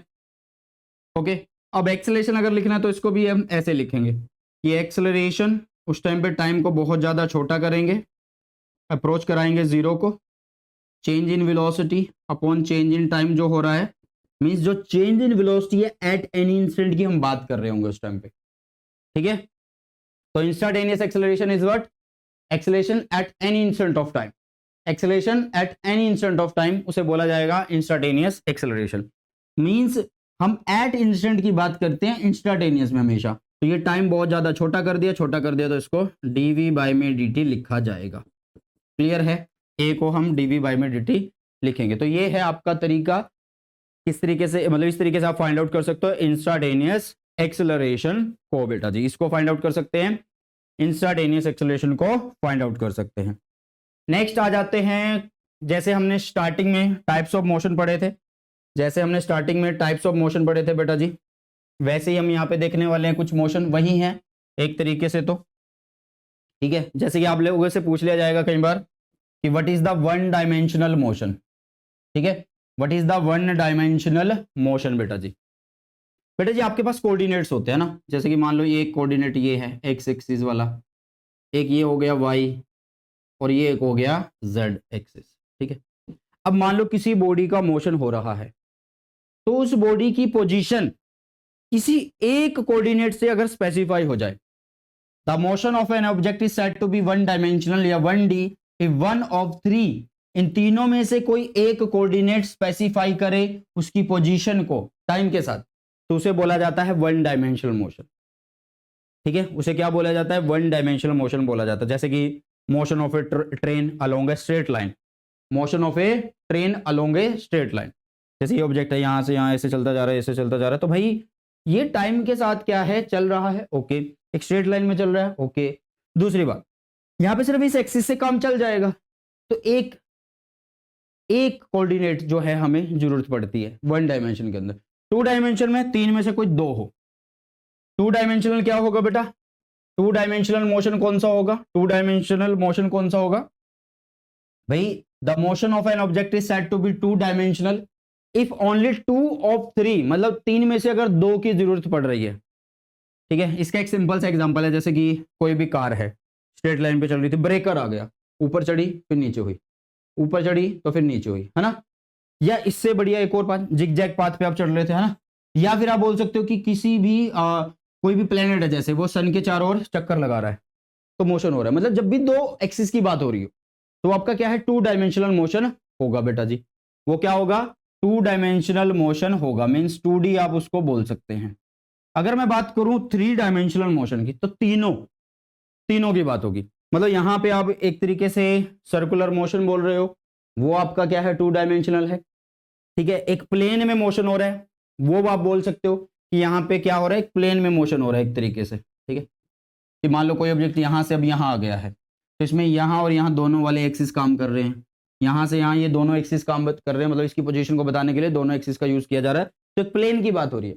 लेकिन जब हम बात करेंगे स्पेस में, जैसे पतंग उड़ रही है, ठीक है, पक्षी उड़ रहे हैं भाई साहब, ठीक है, जैसे कोई एरोप्लेन उड़ रहा है, ये एक पतंग उड़ रही है, तो वो सब क्या है, उसमें आपको एक्स से कितनी दूरी पे, वाई से कितनी दूरी पे, जेड से कितनी दूरी पे, वो सारी चीजें बतानी पड़ेंगी।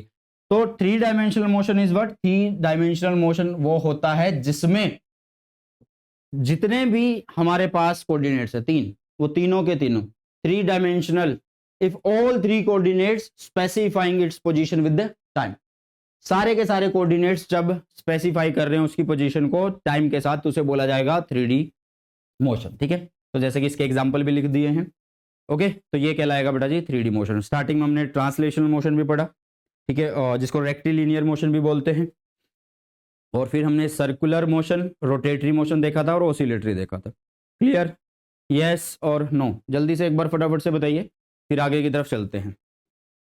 नेक्स्ट आ जाता है बेटा जी, जैसे हमने यूनिफॉर्म मोशन किया था, अब वैसे ही हम पढ़ रहे होंगे यूनिफॉर्म एक्सेलरेशन, और साथ में पढ़ेंगे non uniform acceleration means variable acceleration.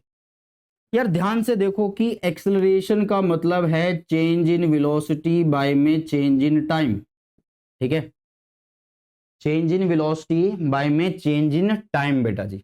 तो अगर मैं इसको क्या बोलूं, यूनिफॉर्म एक्सेलरेशन बोलूं, क्या बोलूं, यूनिफॉर्म एक्सेलरेशन अगर बोल रहा हूं, तो उसका मतलब है कि जो वेलोसिटी में चेंज आ रहा है वो बराबर आ रहा है। मान लो स्टार्टिंग में वेलोसिटी 1 है, बाद में कितनी हो गई 3, फिर बाद में कितनी हो गई 5, फिर बाद में कितनी हो गई 7। तो देखो अगर मैं वेलोसिटी के चेंज निकालूं, 3 - 2 1, 5 - 3, सॉरी 1 मिनट, 2 आएगा यहाँ पे 2 आएगा, ठीक है बेटा, यहाँ पे क्या आएगा 2, इसका डिफरेंस निकाल लूँ तो 5 - 3 2, 7 - 5 2। तो आप देखो कि वेलोसिटी सेम अमाउंट से चेंज हो रही है। वेलोसिटी क्या हो रही है बेटा जी, सेम अमाउंट से चेंज हो रही है बेटा, यस और नो, फटाफट से एक बार बताइए। हाँ जी, क्लियर है इतनी बातें। तो हम बोल रहे हैं if its velocity changes by equal amount in equal interval of time बेटा, in equal amount in equal interval of time बेटा जी। क्लियर। वेरिएबल में क्या होगा, वेरिएबल में मतलब अब ये इक्वल अमाउंट, मान लो इक्वल अमाउंट में तो चेंज हो रही है बट अनइक्वल टाइम इंटरवल हो जाएगा, या फिर अनइक्वल अमाउंट हो जाए यहाँ पे वेलोसिटी का बट यहाँ पे इक्वल हो जाए। The acceleration of an object is said to be variable acceleration if its velocity changes by unequal amount in equal interval of time, या आप ये बोल सकते हो in by equal amount in unequal interval of time. तो आप किसी भी चीज को चेंज करके बता सकते हो कि यहाँ पे क्या हो रहा है।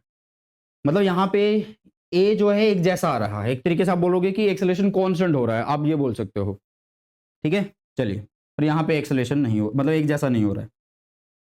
तो अभी आ जाते हैं बेटा जी बहुत ज्यादा इंपॉर्टेंट टॉपिक पे, जो आता है kinematic equation for uniformly accelerated motion. और हमारे कोर्स के अंदर क्या है, हमारे कोर्स के अंदर सिर्फ और सिर्फ ग्राफिकल मेथड है। हमारे कोर्स के अंदर सिर्फ और सिर्फ क्या है बेटा जी, ग्राफिकल मेथड है। तो उसको अभी हम देखने वाले हैं। मीन्स हमें क्या करना है, यूनिफॉर्मली एक्सेलरेटेड मोशन के लिए कुछ इक्वेशंस बनानी है। जैसे कि हमारे पास एक है v = u + में at, एक है बेटा जी v² - u² = 2as, और एक है s = ut प्लस में ½ at²। एक और इक्वेशन है वो अलग से करेंगे, इस मेथड पे डिपेंड नहीं करती वो, ठीक है। तो इतनी बात समझ में आई। इन इक्वेशंस को अभी हम डिराइव करने वाले हैं, एक बार स्क्रीनशॉट लो इन इक्वेशन का। बट इसके दो मेथड है, एक कैलकुलस मेथड होता है और एक बेटा जी ग्राफिकल। तो हमारे कोर्स के अंदर मींस देखो यार, जो नीट लेवल पे हैं बच्चे, उनको तो क्या ही करना, डेरिवेशन से कोई लेना देना नहीं है, उन्हें सिर्फ इक्वेशंस का पता होना चाहिए कि किसको पॉजिटिव मानना है किसको नेगेटिव मानना है, वो सारी चीजें मैं बताऊंगा, बट आपको बस इक्वेशंस पता होनी चाहिए। तो नीट वालों के लिए भी लेक्चर बहुत ज्यादा इंपॉर्टेंट है, ठीक है। और मैं मेनली फोकस करके चल रहा हूँ कि 11 और नीट दोनों हम कवर करते चले। तो जितना पढ़ाया वो दोनों के लिए इंपॉर्टेंट है, स्कूल लेवल पे भी और नीट लेवल पे भी। तो अभी करना हमें ग्राफिकल मेथड, तो बीच में जो डेरिवेशन आ रही है उनको करवा देता हूँ। उसके लिए हमने क्या किया है, यहाँ पे वेलोसिटी टाइम ग्राफ लिया, हमने बोला कि जब टाइम जीरो है, हमने बोला कि जब टाइम कितना है बेटा जी, जीरो है, जब टाइम जीरो है तो उस टाइम पे ऑब्जेक्ट के पास अपनी एक वेलोसिटी है, इनिशियल वेलोसिटी है। हम यहाँ पे क्या करते हैं, इस म्यू नोट को यू रख लेते हैं, क्योंकि हम मोस्टली यू से सारी चीजें कवर कर रहे होंगे, तो यू नाम रख लिया। अब जैसे जैसे टाइम बदला, कुछ टाइम हुआ, तो उस टाइम पे ये ऑब्जेक्ट यहाँ पे, मतलब उसकी, भाई टाइम बदला तो वेलोसिटी भी बदली, तो अब उसकी जो फाइनल वेलोसिटी है वो यहाँ पे है, ठीक है, फाइनल वेलोसिटी है वो यहाँ पे है। ओके, तो भाई इधर मैंने v माना है, इधर मैंने t माना है। तो अब अगर आप एक चीज देखो, यहाँ पे हमने बोला कि ग्राफिकल मेथड को यूज करके हमने ये सारी इक्वेशंस निकालनी है, ठीक है, निकाल लेंगे, तो इसी को यूज कर लो, इस ग्राफ को यूज करेंगे। तो यहाँ पे अगर मैं एक्सेलरेशन लिखना चाहता हूँ, भाई ये एक ग्राफ है, v और t के बीच का ग्राफ है, तो वहां से एक्सेलरेशन में फाइंड आउट कर सकता हूँ। सर एक्सेलरेशन क्या होता है, एक्सेलरेशन होता है change in velocity upon change in time. तो अभी जब हमने टाइम लिया था जीरो, जब हमने टाइम लिया था जीरो, तो उस टाइम पे वेलोसिटी u थी, जब टाइम हो गया t तो उस टाइम पे फाइनल वेलोसिटी होगी v। तो ये इक्वेशन बनी या नहीं बनी, बताओ। चलो, तो इसका मतलब a is equal to V minus U by में t हो गया, means v is equal to U plus में ए टी हो गया बेटा। v इज इक्वल टू क्या हो गया, u प्लस में ए टी हो गया। v इज इक्वल टू क्या हो गया, u प्लस में ए टी हो गया, यस और नो। तो ये पहली इक्वेशन आ चुकी है ग्राफ से, क्योंकि चेंज लिख दिया, चेंज टाइम लिख दिया, वो बता दिया। ओके, अब दूसरी जो इक्वेशन है बेटा हमारे पास, वो क्या आती है, दूसरी इक्वेशन आती है हमारे पास डिस्प्लेसमेंट की इक्वेशन, ठीक है। कौन सी इक्वेशन आती है, डिस्प्लेसमेंट की इक्वेशन। अब अगर एक बात देखो, तुम्हें पता है यार कि वेलोसिटी क्या होता है, डिस्प्लेसमेंट अपॉन में टाइम होता है, ठीक है, मतलब यहाँ पे x लिखो, कुछ भी लिखो यार, आपकी मर्जी है, नोटेशन है वो। तो v is equal to X by में t होता है। अगर मैं x निकालना चाहता हूँ, v और t को मल्टीप्लाई कर सकता हूँ, तो मैं डिस्प्लेसमेंट निकाल सकता हूँ, यस सर। तो इसका मतलब इस ग्राफ का अगर मैं एरिया अंडर द कर्व निकाल दूं, मान लो ये सारा जो पोर्शन है इसको शेडेड कर देता हूँ, ऐसे भर देता हूँ, तो इस ग्राफ के नीचे, इस लाइन के नीचे जो भी एरिया शेडेड है उसका एरिया अगर मैं निकाल दूंगा, तो मुझे क्या मिल जाएगा भाई, मुझे मिल जाएगा डिस्प्लेसमेंट। सर कैसे, भाई इस साइड कौन है वेलोसिटी, इस साइड कौन है टाइम, अगर मैं वेलोसिटी और टाइम को मल्टीप्लाई कर रहा हूं तो मेरे पास क्या मिल रहा है, एरिया मिल रहा है, और एरिया डिस्प्लेसमेंट है, लंबाई चौड़ाई मल्टीप्लाई कर रहे तो एरिया मिलता है भाई।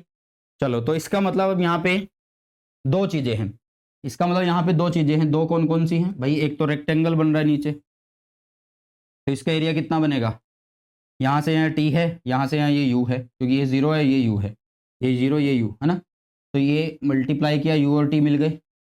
ऊपर ट्राइंगल है भाई, ट्राइंगल का एरिया कैसे निकालेंगे, 1/2, 1/2।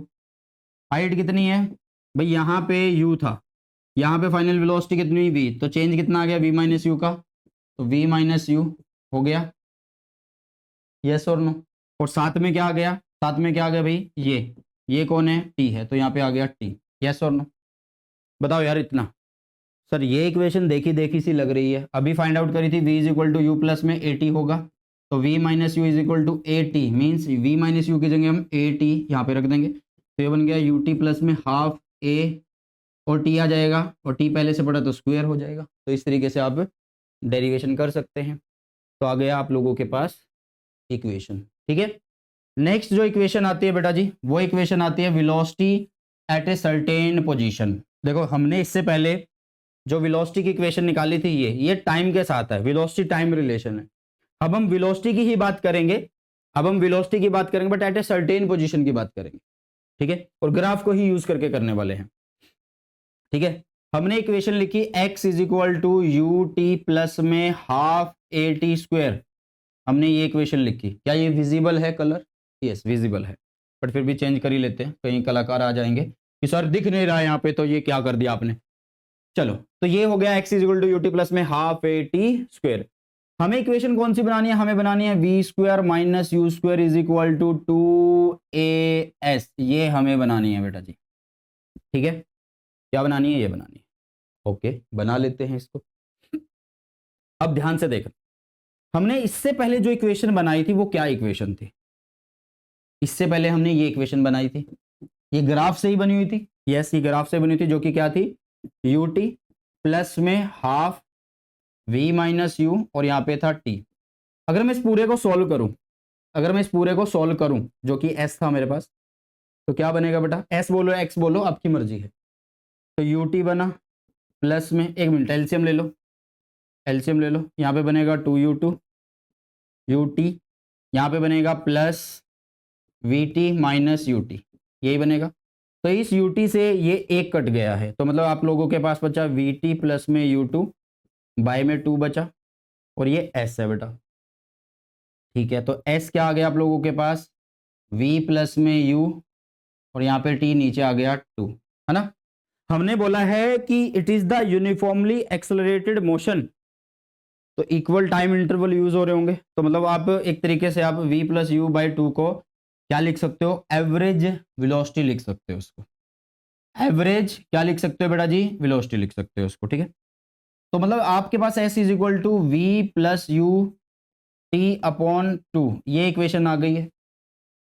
अब तुम्हें एक रिलेशन पता है, तुम्हें एक रिलेशन पता है कि v plus is equal to U plus में ए टी ये होता है, मतलब v माइनस यू बाई में a is equal to T कर सकते हैं, तो इस टाइम को निकाल के यहाँ पे रख दो, इक्वेशन आ जाएगी। सर ग्राफ को कहाँ पे यूज किया, अरे भाई ये जो इक्वेशन ली थी ये ग्राफ से तो बनी थी, तो यहाँ पे बनेगा s is equal to V plus U पहले से पड़ा है बाय 2 है, और वहाँ टाइम की equation v minus U by में a है बेटा, तो ये बन जाएगा V square minus U square is equal to 2as, तो ये हो गई हमारे पास नेक्स्ट इक्वेशन, ये हो गई हमारे पास नेक्स्ट इक्वेशन बेटा। ठीक है, तो इस तरीके से आप सारी चीजों को डिराइव कर सकते हैं। अब आ जाते हैं हमारे पास distance covered in nth second बेटा जी। ठीक है, मतलब हमने 3 इक्वेशन पढ़ लिया अभी के लिए, v is equal to U plus A T पढ़ लिया, s is equal to U T plus half A T square पढ़ लिया, और v square minus U square is equal to 2as हमने पढ़ लिया। ये जो इक्वेशन है ये अलग इक्वेशन है, इसका जो डेरिवेशन है वो अलग से आपके पास आता है बोर्ड लेवल पे, नीट लेवल पे कोई भी डेरिवेशन नहीं आएगी, सिर्फ रिजल्ट आपको पता होना चाहिए, बट कैसे आ रहा है वो देख लो। ठीक है, देखो यार मैं बोल रहा हूँ कि distance covered in nth second निकालना है, nth का मतलब समझते हो, nवे सेकंड की बात कर रहा हूं मैं, किसकी बात कर रहा हूं बेटा जी, मैं nवे सेकंड की बात कर रहा हूं। मान लो 8वें सेकंड में बताओ यार, या 10वें सेकंड में बताओ यार कि कितना डिस्टेंस कवर्ड हुआ, वो बताना है। यार एक काम करते हैं, आपने 0 से 8 तक का टाइम लिया, 8 सेकंड तक का टाइम लिया, आपने एक डिस्टेंस कवर किया, आपने 0 से 7 तक एक टाइम लिया, आपने डिस्टेंस कवर किया, तो इसका मतलब आप क्या करो, 8 सेकंड का डिस्टेंस 7 सेकंड का डिस्टेंस दोनों को माइनस कर दो यार, 8 में से 7 वाले डिस्टेंस को माइनस कर दो, तो आपको 8वें का डिस्टेंस पता लग जाएगा ना, क्योंकि 7 के बाद तो कौन 8वां ही स्टार्ट हुआ है ना सेकंड, तो इसका मतलब जब भी आपको डिस्टेंस कवर्ड करना है nth सेकंड में, nth सेकंड में, तो आप लोग क्या करोगे, डिस्टेंस कवर्ड इन n सेकंड, मैं nth नहीं लिख रहा हूं अब भाई, हम फाइंड आउट कर रहे हैं nवे सेकंड में कितना डिस्टेंस कवर हो रहा है, उसके लिए हम क्या कर रहे हैं, पहले n सेकंड में जितना डिस्टेंस कवर हुआ वो, और उससे 1 सेकंड कम, मतलब n-1 सेकंड्स में जितना डिस्टेंस कवर हुआ उनको माइनस कर देंगे, और हमारा रिलेशन आ जाएगा।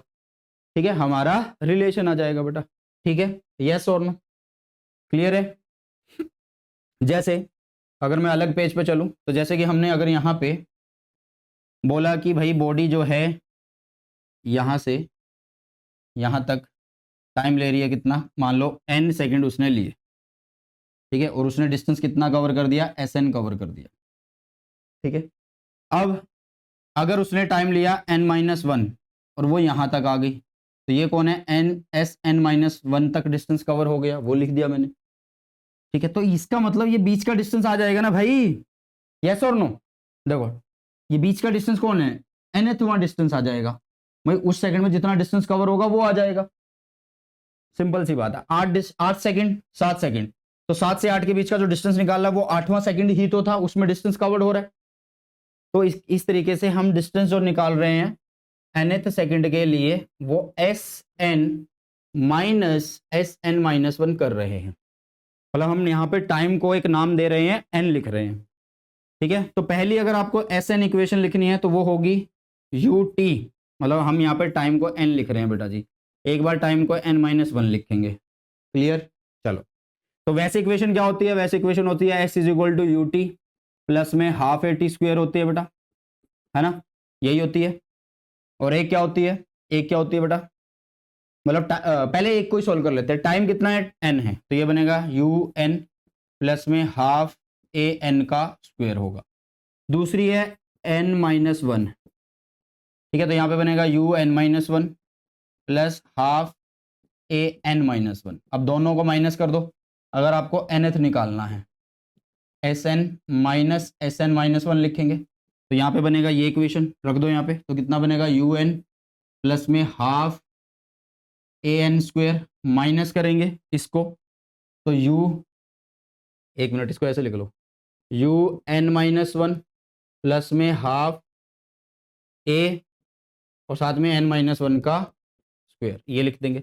इसको सॉल्व करो, सिंपल है, बहुत आसान है। कैसे होगा देखो भाई, यू एन हो गया प्लस में हाफ ए एन का स्क्वायर हो गया, ये माइनस इधर गया तो माइनस यू एन हो गया, माइनस इसके साथ अंदर गया तो प्लस का यू हो गया, ठीक है। प्लस आ गया 1/2 ए, एन माइनस वन को ओपन करो, मतलब एन माइनस वन स्क्वायर को ओपन करो तो एन माइनस वन स्क्वायर अगर हम करते हैं तो it is N square plus one minus two N, क्योंकि ए माइनस बी का square is A square plus B square minus two A B, है ना। तो वही चीज है, तो यहाँ पे आ जाएगा क्या, यहाँ पे आ जाएगा N square plus one minus two N, ठीक है। तो एक तरीके से आप इसको ऐसे लिख सकते हो सीधा, ये प्लस ही था यहाँ पे, ये प्लस ही था यहाँ पे, है ना। एक मिनट कुछ गड़बड़ करिए क्या, ये माइनस अगर ओपन हो रहा है तो ये प्लस हुआ, ये भी तो माइनस होगा ना, यहाँ पे ये भी माइनस होगा, जस्ट अ मिनट, ये भी माइनस होगा, ये होगा यहाँ पे 1/2 माइनस, ठीक है, ये माइनस होगा। अब ये माइनस सबके साथ अंदर जा रहा है, तो पहली बात तो ये यू एन से कट कर दो तो आपके पास बचा 1/2 ए एन का square plus U minus 1/2 A N square minus 1/2 A और माइनस माइनस प्लस प्लस कितना होगा, नीचे 2 है, 2n से मल्टीप्लाई हो रहा है तो ए एन बच गया ये, ठीक है। तो ये से ये कट गया भाई साहब, तो बचा आप लोगों के पास कितना, आपके पास बचा कितना है, u रह गया, ठीक है।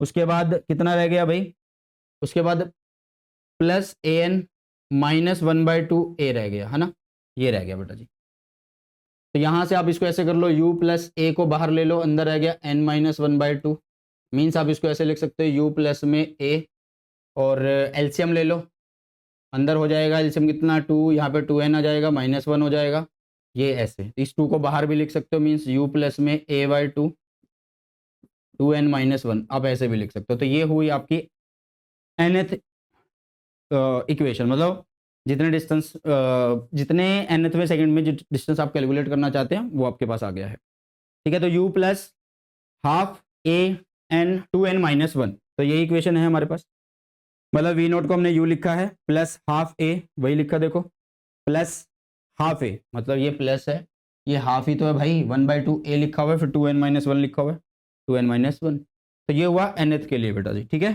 ये हुआ nth के लिए। चलो तो नेक्स्ट टॉपिक करते हैं, मोशन अंडर ग्रेविटी बेटा जी, ठीक है।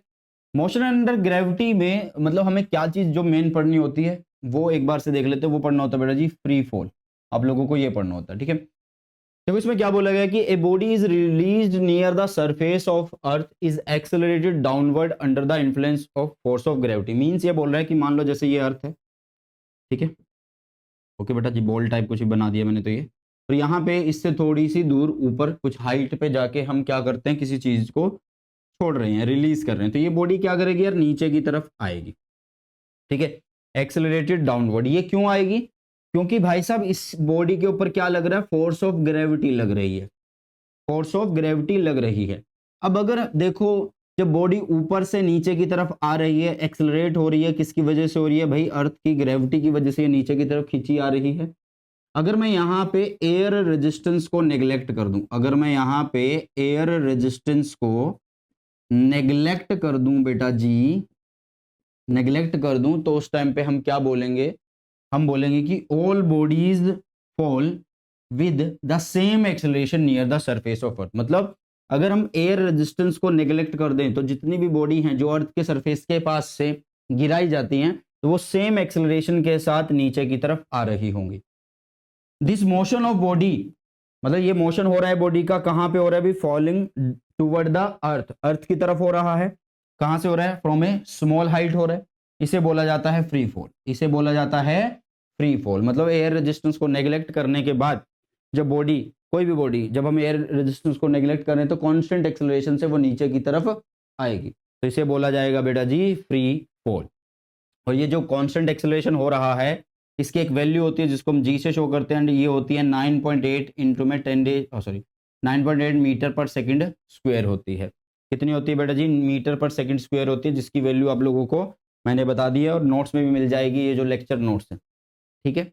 अब बहुत सारे आप लोगों के पास न्यूमेरिकल आते हैं इन्हीं के ऊपर, फ्री फॉल और मतलब किस चीज़ को नीचे से ऊपर फेंकना या ऊपर से नीचे फेंकना, इसके ऊपर बहुत सारे न्यूमेरिकल्स बनेंगे, ठीक है। तो न्यूमेरिकल को सॉल्व करने के लिए आप लोगों को समझना होगा पॉजिटिव नेगेटिव का चक्कर, ठीक है। अब इस पूरे चैप्टर में मोशन इन स्ट्रेट लाइन पढ़ रहे हैं, या तो बॉडी ऊपर से नीचे जा रही है भैया, नीचे से ऊपर फेंक रहे हैं हम, ठीक है, घूम के फिर नीचे आ रही है, या फिर इस साइड फेंक रहे हैं या इस साइड फेंक रहे हैं, मतलब राइट साइड लेफ्ट साइड कुछ भी, ओके। तो हमने बोला है कि भाई आप क्या करो, दो डायरेक्शन मान लो, किसी चीज को आप ऐसे मूव करवाना चाहते हो ऐसे, तो एक साइड को आप पॉजिटिव डायरेक्शन मान लो, एक साइड को आप नेगेटिव डायरेक्शन मान लो, या ऐसे फेंक रहे हो तो एक साइड को पॉजिटिव एक साइड को नेगेटिव। जैसे हम अपने कोऑर्डिनेट सिस्टम को बता रहे होते हैं कि एक साइड पॉजिटिव एक्स एक्सिस, एक साइड माइनस एक्स एक्सिस, एक साइड पॉजिटिव वाई और एक साइड माइनस वाई, ओके। ये इतनी बातें समझ में आई आप लोगों के लिए, ठीक है। तो यहाँ पे देखो, इसमें अब आपको न्यूमेरिकल जब सॉल्व करने होंगे ना, तो चीजों को पॉजिटिव नेगेटिव का फंडा रखना होगा। तो जब मान लो यार आप बॉडी, मान लो ये आपका ओरिजिन है, आप यहाँ से भी किसी बॉडी को या तो ऊपर फेंक रहे हो या यहाँ से नीचे फेंक रहे हो, तो आपको किस तरीके से वो उसकी पॉजिटिव नेगेटिव चेक करनी है। ये ओरिजिन हुआ, तो इससे ऊपर जो चीज़ होगी उसको हम पॉजिटिव लेंगे। चीज़ क्या होगी यार? अगर वेलोसिटी ऊपर बता रहे हैं तो वो पॉजिटिव, हाइट ऊपर बता रहे हैं तो वो पॉजिटिव, नीचे बता रहे हैं तो नेगेटिव, हाइट नीचे वेलोसिटी नीचे, इस तरीके से। अगर हम इस साइड की बात करेंगे तो पॉजिटिव होगा और इस साइड की बात करेंगे तो नेगेटिव होगा। अब यहां से बहुत सारे बच्चों को क्या हो सकता है कि कंफ्यूजन क्रिएट हो सकता है, यार किसको पॉजिटिव माने किसको नेगेटिव माने। तो उसके लिए मैंने एक न्यूमेरिकल रखा है, तो न्यूमेरिकल के हिसाब से मैं आपको सारी चीजें समझा देता हूं। यहाँ पे इसने बोला क्या है, यहाँ पे इसने बोला है, भाई साहब ने, इन्होंने बोला है a ball thrown vertically upward with a speed of 19.6 metre per second. एक बॉल को इतनी स्पीड से ऊपर की तरफ फेंका जाता है, मतलब इनिशियल स्पीड उसके पास है, तो ऊपर की तरफ फेंक रहा है ना भाई। मान लो कहां से फेंक रहा है, from the top of A tower, tower से फेंक रहा है। मान लो हमने ये टावर बनाया, इससे ऊपर की तरफ ये फेंक रहा है भाई। जहां से फेंक रहा है ये यहां से फेंक रहा है ना भाई, यहां से बात कर रहे हैं, तो ये हमारा ओरिजिन हो गया। ये हमारा क्या हो गया बेटा जी? ओरिजिन हो गया। तो इससे ऊपर जो स्पीड होगी आपकी वो हम पॉजिटिव लेंगे, यू को पॉजिटिव मानेंगे। मतलब यहाँ पे जो यू दिया आप लोगों के पास वो 19.6 मीटर पर सेकंड होगा। अब ये बोल रहा है आगे, and return to the earth, मतलब ऊपर जाके ये बॉडी बॉल जो है नीचे आ जाती है, अर्थ पे आ जाती है, यहाँ पे अर्थ पे आ जाती है, ठीक है। तो सिंपल सी एक फंडा है, जब बॉडी यहाँ से चली तो उसके पास यू वेलोसिटी थी, और यहाँ पहुंच रही है तो उसके पास फाइनल वेलोसिटी जो है वो 0 है। आपको एक चीज ध्यान में होगी कि भाई मतलब वैसे तो प्रोजेक्टाइल मोशन में पता लगेगी कि वैसे तो क्या होता है, स्पीड जैसे जैसे जैसे ये ऊपर जा रही है तो घटती जाती है और 0 हो जाती है। उसके बाद जब एक्सेलरेशन ड्यू टू ग्रेविटी वो नीचे की तरफ ही है, ठीक है। जो जी होगा वो नीचे की तरफ होता है, क्योंकि पुल जो है अर्थ अपनी तरफ लगा रही होती है, सेंटर की तरफ, है ना। तो ये जो डायरेक्शन है बेटा, इसकी वजह से ये जो 0 वेलोसिटी है फिर उसके बाद धीरे धीरे धीरे धीरे धीरे इंक्रीज हो जाती है, ओके ओके। अब यहाँ पे यू तो हमने बोल दिया कि पॉजिटिव होगा, क्या ये जी भी पॉजिटिव होगा भाई? मतलब ये बॉडी ऊपर जाके नीचे जो आ रही है, मतलब इस बॉडी का जो एक्सेलरेशन हो रहा है वो माइनस ऑफ जी हम लिखेंगे। क्यों लिखेंगे यार minus of g? Minus of g क्यों लिखेंगे? आप यहां से बात कर रहे हो भाई, एक्सेलरेशन जो है वो कहाँ की तरफ है? नीचे की तरफ है। अर्थ हमेशा नीचे की तरफ खींच रही है, तो वो तो नेगेटिव वाई एक्सिस है, तो इसका मतलब है कि हम ए को माइनस ऑफ जी लिखेंगे यहाँ पे, ठीक है। मतलब ए की वैल्यू जो है यहाँ पे वो -9.8 हम यहाँ पे लिखने वाले हैं, ठीक है ओके। आगे वो बोल रहा है कितने टाइम में भाई? 6 सेकंड में ये पहुंच रही है अर्थ पे, okay. Find the height of the tower, मतलब वो बोल रहा है कि ये चीज आप लोगों को फाइंड आउट करनी है। सिंपल है भैया, आप क्या करो, आपके पास 3 इक्वेशन मैंने बताई थी, 3 इक्वेशन मैंने आप लोगों को बताई थी बेटा। एक बताई थी v is equal to U plus में AT बताया था, एक बताया था v square minus U square is equal to 2as, ये बताया था, और एक बताया था s is equal to UT plus में हाफ AT स्क्वायर, ये बताया था बेटा। यस और नो? यस और नो? तो इसमें से डिस्प्लेसमेंट निकाल लेते हैं। वो बोल रहा है कि नीचे भाई, यहाँ हमने यहाँ से बॉल को ऊपर फेंका ना, तो इससे नीचे की हाइट वो पूछ रहा है अर्थ तक की। भाई मेरे लिए तो ओरिजिन ये है, इससे नीचे जो डिस्टेंस उसको मैं माइनस एच बोल देता हूँ। हाइट एच है उसको माइनस लूंगा, मतलब यहाँ पे जो एस है उसको मैं माइनस एच लूंगा। यू कितना है 19.8 है, 19.8 ही है ना भाई, 6 है, 19.6 है, 6। टाइम कितना 6 सेकंड प्लस हाफ, ए कितना है भाई -9.8, क्योंकि जी नीचे जा रहा है, वो तो कॉमन सी बात है, जी तो हमेशा नीचे ही है, जी तो नीचे ही है, नीचे ही है, वो तो नेगेटिव की तरफ ही है, वो तो वाई माइनस ही लोगे आप, ठीक है। चलो तो यहाँ पे हो गया आप लोगों के पास -9.8 और टी का स्क्वायर इज 36। ठीक है बेटा, बस इसको सोल्व कर लो, कितना बनेगा ये -h, और इसको मैं मल्टीप्लाई कर लेता हूँ, जस्ट अ मिनट, कैलकुलेटर से कर लेते हैं, ऐसे टाइम बच जाएगा आप लोगों का। Just a minute. तो इट इज 19.6 इंटू 6 कितना हुआ भाई 117.6 हो गया। इसको करो ये बना देगा 18, ठीक है, मतलब आप यहाँ पे क्या करोगे 9.8 को मल्टीप्लाई कर रहे हो 18 से, इट इज -176.4। तो आप छोटी चीज को बड़ी चीज में से क्या कर रहे हो बेटा जी, माइनस कर रहे हो, ठीक है। तो मतलब आप 176.4 माइनस 117.6, 58.8 आ गया, तो ये आएगा -58.8, और यहाँ पे आ गया -h, तो माइनस से माइनस कट गया, तो डिस्टेंस आपको बताना था, हाइट बतानी थी, वो आ गई 58.8 अर्थ से। क्लियर है, इस तरीके से आपको साइन कन्वेंशन पता होनी चाहिए। देखो यार, मैंने जहां से बॉल पूछी उसने क्या बोला कि वहां से हाइट बता दो, वो तो नीचे की तरफ की हाइट नेगेटिव ही लूंगा ना मैं, क्योंकि ओरिजिन से ऊपर पॉजिटिव नीचे नेगेटिव, बात खत्म हुई। तो वही कैलकुलेशन करी है, वही आपका आंसर आने वाला है 58.8। ठीक है, चलिए आगे बढ़ते हैं। आगे बेटा सिंपल है, आगे तो बस ग्राफ से आप लोगों के पास, और ग्राफ हमेशा मैंने बोला जब मैंने बेसिक करवाया था कि graph is the images design जो आपको याद कर लें, बट कुछ कॉन्सेप्ट होते हैं बीच बीच में जो आपको पता होने चाहिए। तो हमारे कोर्स के अंदर है 2-3 ग्राफ है वो देखने हैं। पोजीशन टाइम ग्राफ है बेटा, पोजीशन टाइम ग्राफ को बनाना कैसे है, इस साइड हम पोजीशन लेंगे, इस साइड हम टाइम लेंगे। पोजीशन, पोजीशन वाई एक्सिस पे, टाइम एक्स एक्सिस पे, ठीक है। अब इसके अलग अलग केस होंगे कि मान लो जो है ऑब्जेक्ट जो है वो कैसा है, वो स्टेशनरी ऑब्जेक्ट है, मतलब स्टेशनरी का मतलब ऑब्जेक्ट रेस्ट पे है, रेस्ट पे, तो इसका मतलब पोजीशन जो है वो चेंज नहीं हो रही है, do not change with time, do not change with time, ठीक है। मान लो 0 टाइम पे ऑब्जेक्ट यहां पे था, ये कोई एक पोजीशन है, अब टाइम बदल रहा है, अब टाइम क्या हो रहा है बेटा जी, बदल रहा है, लेकिन पोजीशन वही की वही है, पोजीशन वही की वही है, क्योंकि ऑब्जेक्ट जो स्टेशनरी है, बात ही खत्म हुई। चलो अब अगर मान लो पोजीशन टाइम ग्राफ में अगर हम यूनिफॉर्म मोशन के बारे में बात करें, तो यूनिफॉर्म मोशन क्या होता है, यूनिफॉर्म मोशन के अंदर जो वेलोसिटी होती है वो कांस्टेंट रहती है, ये बात आपको पता होगी। ओके, तो वेलोसिटी कांस्टेंट है, तो इसका मतलब मान लो कि भाई वैसे भी क्या होता है, equal distance in equal interval of time in a fix direction, तो इसका मतलब जो है भाई, इसका मतलब जो है टाइम और पोजीशन के बीच में जो ग्राफ आएगा वो एक स्ट्रेट लाइन ग्राफ आएगा। सर आपको क्या पता, अरे भाई सिंपल सा है, यहां पे ये पोजीशन है, ये टाइम है, ठीक है, ये पोजीशन है, ये टाइम है, हमने बोला है यूनिफॉर्म मोशन, तो यूनिफॉर्म मोशन है तो वेलोसिटी कांस्टेंट ही रहेगी ना। मतलब मान लो मैंने ये एक स्ट्रेट लाइन बनाई है, ओके, अगर मैं इसका स्लोप निकाल लूं, अगर मैं इसका स्लोप निकाल लूं बेटा, तो स्लोप क्या होगा, वाई एक्सिस अपॉन में एक्स एक्सिस, वाई एक्सिस कौन है, पोजीशन, मतलब एक्स, और नीचे आ गया टाइम, इधर वाला टाइम है, तो ये एक्स बाई टी हमें क्या देगा, स्लोप, स्लोप इज वेलोसिटी। आप कहीं पे निकाल लो स्ट्रेट लाइन के लिए, स्ट्रेट लाइन के लिए वो तभी कांस्टेंट रहेगा ना जब ये स्ट्रेट लाइन होगी, तभी तो कांस्टेंट रहेगा, मतलब वेलोसिटी तभी तो कांस्टेंट रहेगी जब ये स्ट्रेट लाइन होगी।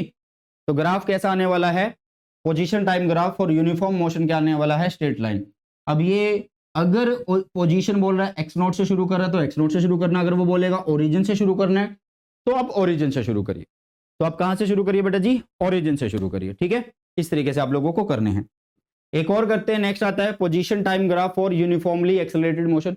अच्छा इनमें हमने क्या सीखा कि पोजीशन टाइम ग्राफ का अगर हम स्लोप निकालते हो तो हमें वेलोसिटी मिलती है, ये भी हमने सीखा है। नेक्स्ट है बेटा जी position time graph for uniformly accelerated motion. Uniformly accelerated motion का मतलब समझते हो, देखो यार, यूनिफॉर्मली एक्सेलरेटेड मोशन का मतलब है कि जो वेलोसिटी में चेंज आ रहा है वो इक्वल आ रहा है इन equal interval of time, in equal interval of time, यही है यूनिफॉर्मली एक्सेलरेटेड का मतलब, तो यही है। ओके सर फिर ग्राफ कैसा आएगा, हमें ग्राफ किसका बताना है भाई, हमें ग्राफ किसका बताना है, हमें बताना है पोजीशन टाइम ग्राफ बताना है, पोजीशन टाइम ग्राफ। इधर पोजीशन है जिसको मैंने एक्स लिखा, इधर टाइम है जिसको मैंने टी लिखा। देखो बेटा वैसे तो मैंने बोला कि ग्राफ एक पिक्चर है, एक इमेज है, एक डिजाइन है जो आपको याद करना होगा, बट याद भी आपको इक्वेशंस के हिसाब से करना होता है। आपको पता है एस इज इक्वल टू क्या होता है, यूटी प्लस में हाफ ए टी स्क्वायर होता है बेटा, यस और नो, फटाफट से देखिएगा क्या होता है, S is equal to U T plus में हाफ ए टी स्क्वायर होता है, होता या नहीं होता है। तो यहां पे आप लोग देखो कि जो एस है वो डायरेक्टली प्रोपोर्शनल है किसके, टी स्क्वायर के। तो इस तरीके की जो इक्वेशन होती है वो किसकी होती है, किसकी होती है भाई, वो होती है किसकी, पैराबोला की। किसकी होती है, पैराबोला की। तो आपके पास जो ग्राफ है वो इस तरीके से आने वाला है, पैराबोला। इस साइड हमने एक्स लिया, इस साइड हमने टी लिया, जिसके ऊपर पावर है वो कहेगा भाई मेरी साइड तुमने मूव नहीं करना है, तुम दूसरे की साइड मूव करो। तो ये उसकी साइड मूव कर रहा है क्योंकि माउथ कर रहा है, अपना फेस कर रहा है, क्योंकि उसकी पावर नहीं है इतनी, टी स्क्वायर की पावर है, टी की पावर है भाई, वो कह रहा भाई मेरी साइड तो नहीं आना तेरे को, उस साइड जा, तो ये उस साइड चला गया। इस तरीके से आप लोग कर सकते हैं, ठीक है। अब सिंपल सी बात है कि आप यहाँ पे क्या निकाल सकते हो, स्लोप निकाल सकते हो। जब स्लोप निकालोगे एक्स बाई टी के लिए, मीन्स आप डी एक्स बाई में डी टी कर रहे हो, ठीक है, तो आप इंस्टेंटेनियस वेलोसिटी भी फाइंड आउट कर सकते हैं, या फिर बोलो कि पोजीशन टाइम ग्राफ से आप वेलोसिटी फाइंड आउट कर सकते हैं स्लोप निकाल के। नेक्स्ट आता है बेटा जी वेलोसिटी टाइम ग्राफ। क्या आता है वेलोसिटी टाइम ग्राफ, मींस इधर वेलोसिटी लेंगे, इधर टाइम लेंगे, इधर वेलोसिटी लेंगे, इधर टाइम लेंगे बेटा जी, ठीक है। इधर वेलोसिटी लेंगे, इधर टाइम लेंगे। ओके सर कितनी बार बोलोगे, बोलना पड़ता है, तुम्हें समझाना पड़ता है। तो भाई इसमें भी केस दे रहा कि अगर यूनिफॉर्म मोशन हो, यूनिफॉर्म मोशन का मतलब समझते हो कि velocity is constant. Uniform motion का मतलब तो यही है कि वेलोसिटी जो है वो कांस्टेंट रहेगी, टाइम के साथ बदलेगी ही नहीं भाई। तो टाइम बदलता जा रहा है, वेलोसिटी कांस्टेंट है, यूनिफॉर्म मोशन, ठीक है। क्या भाई यूनिफॉर्म मोशन, तो ग्राफ कैसा आएगा, ऐसे आएगा भाई, इधर वेलोसिटी इधर टाइम, तो ये ग्राफ ऐसे आने वाला है।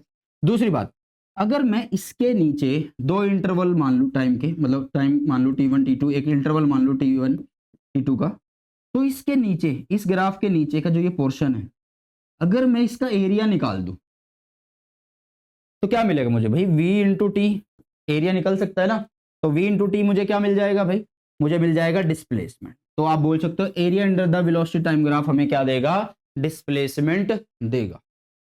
दूसरी बात, वेलोसिटी इधर है, इधर टाइम है, कोई भी ग्राफ आएगा वेलोसिटी टाइम के लिए, कोई भी ग्राफ बना होगा, तो वेलोसिटी टाइम अगर हम निकालते हैं, मतलब अगर हम उसका स्लोप निकाल देते हैं, ठीक है, तो वो स्लोप क्या होगा भाई, एक्सेलरेशन होगा। वो क्या होगा, एक्सेलरेशन, जो अगले ग्राफ में हम देख रहे हैं। अब क्या है, यूनिफॉर्मली एक्सेलरेटेड मोशन की बात हो रही है। किसकी बात हो रही है भाई, यूनिफॉर्मली एक्सेलरेटेड, मतलब equal change in velocity in equal interval of time, तो वो एक स्ट्रेट लाइन ग्राफ आएगा। फर्क क्या है कि इसके पास एक खुद से कोई वेलोसिटी होगी जहां से स्टार्ट कर रहा है, तो इस तरीके से बनेगा। सर आपको क्या पता स्ट्रेट लाइन ग्राफ आएगा, अरे भाई v और t के बीच में अगर मान लो मैं एक स्ट्रेट लाइन ग्राफ बना रहा हूं, मान लो, तो अगर मैं इसका स्लोप निकालूं, कहीं पे भी अगर स्लोप निकालूंगा तो एक्सेलरेशन कैसा आना चाहिए, एक जैसा आना चाहिए ना। तो एक जैसा तो तभी आएगा जब स्ट्रेट लाइन मान लूंगा या स्ट्रेट लाइन बनाऊंगा, ठीक है। तो इस तरीके से ग्राफ आप लोगों को करना है बेटा। आपकी एनसीईआरटी में आपके कोर्स के अकॉर्डिंग जितने ग्राफ्स हैं वो आप लोगों को करवा दिए हैं, और ये चैप्टर आज खत्म होता है, motion in a straight line.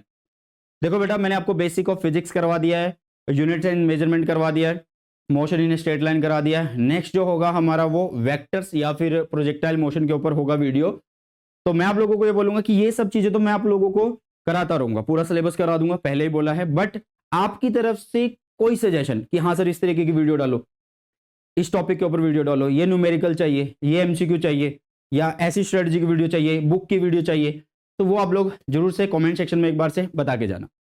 चलिए इसी के साथ फिर इस वीडियो सेशन को करते हैं समाप्त, एंड मिलते हैं जल्दी से नए सेशन में। सो बाय, टेक केयर, जय हिंद, वंदे मातरम।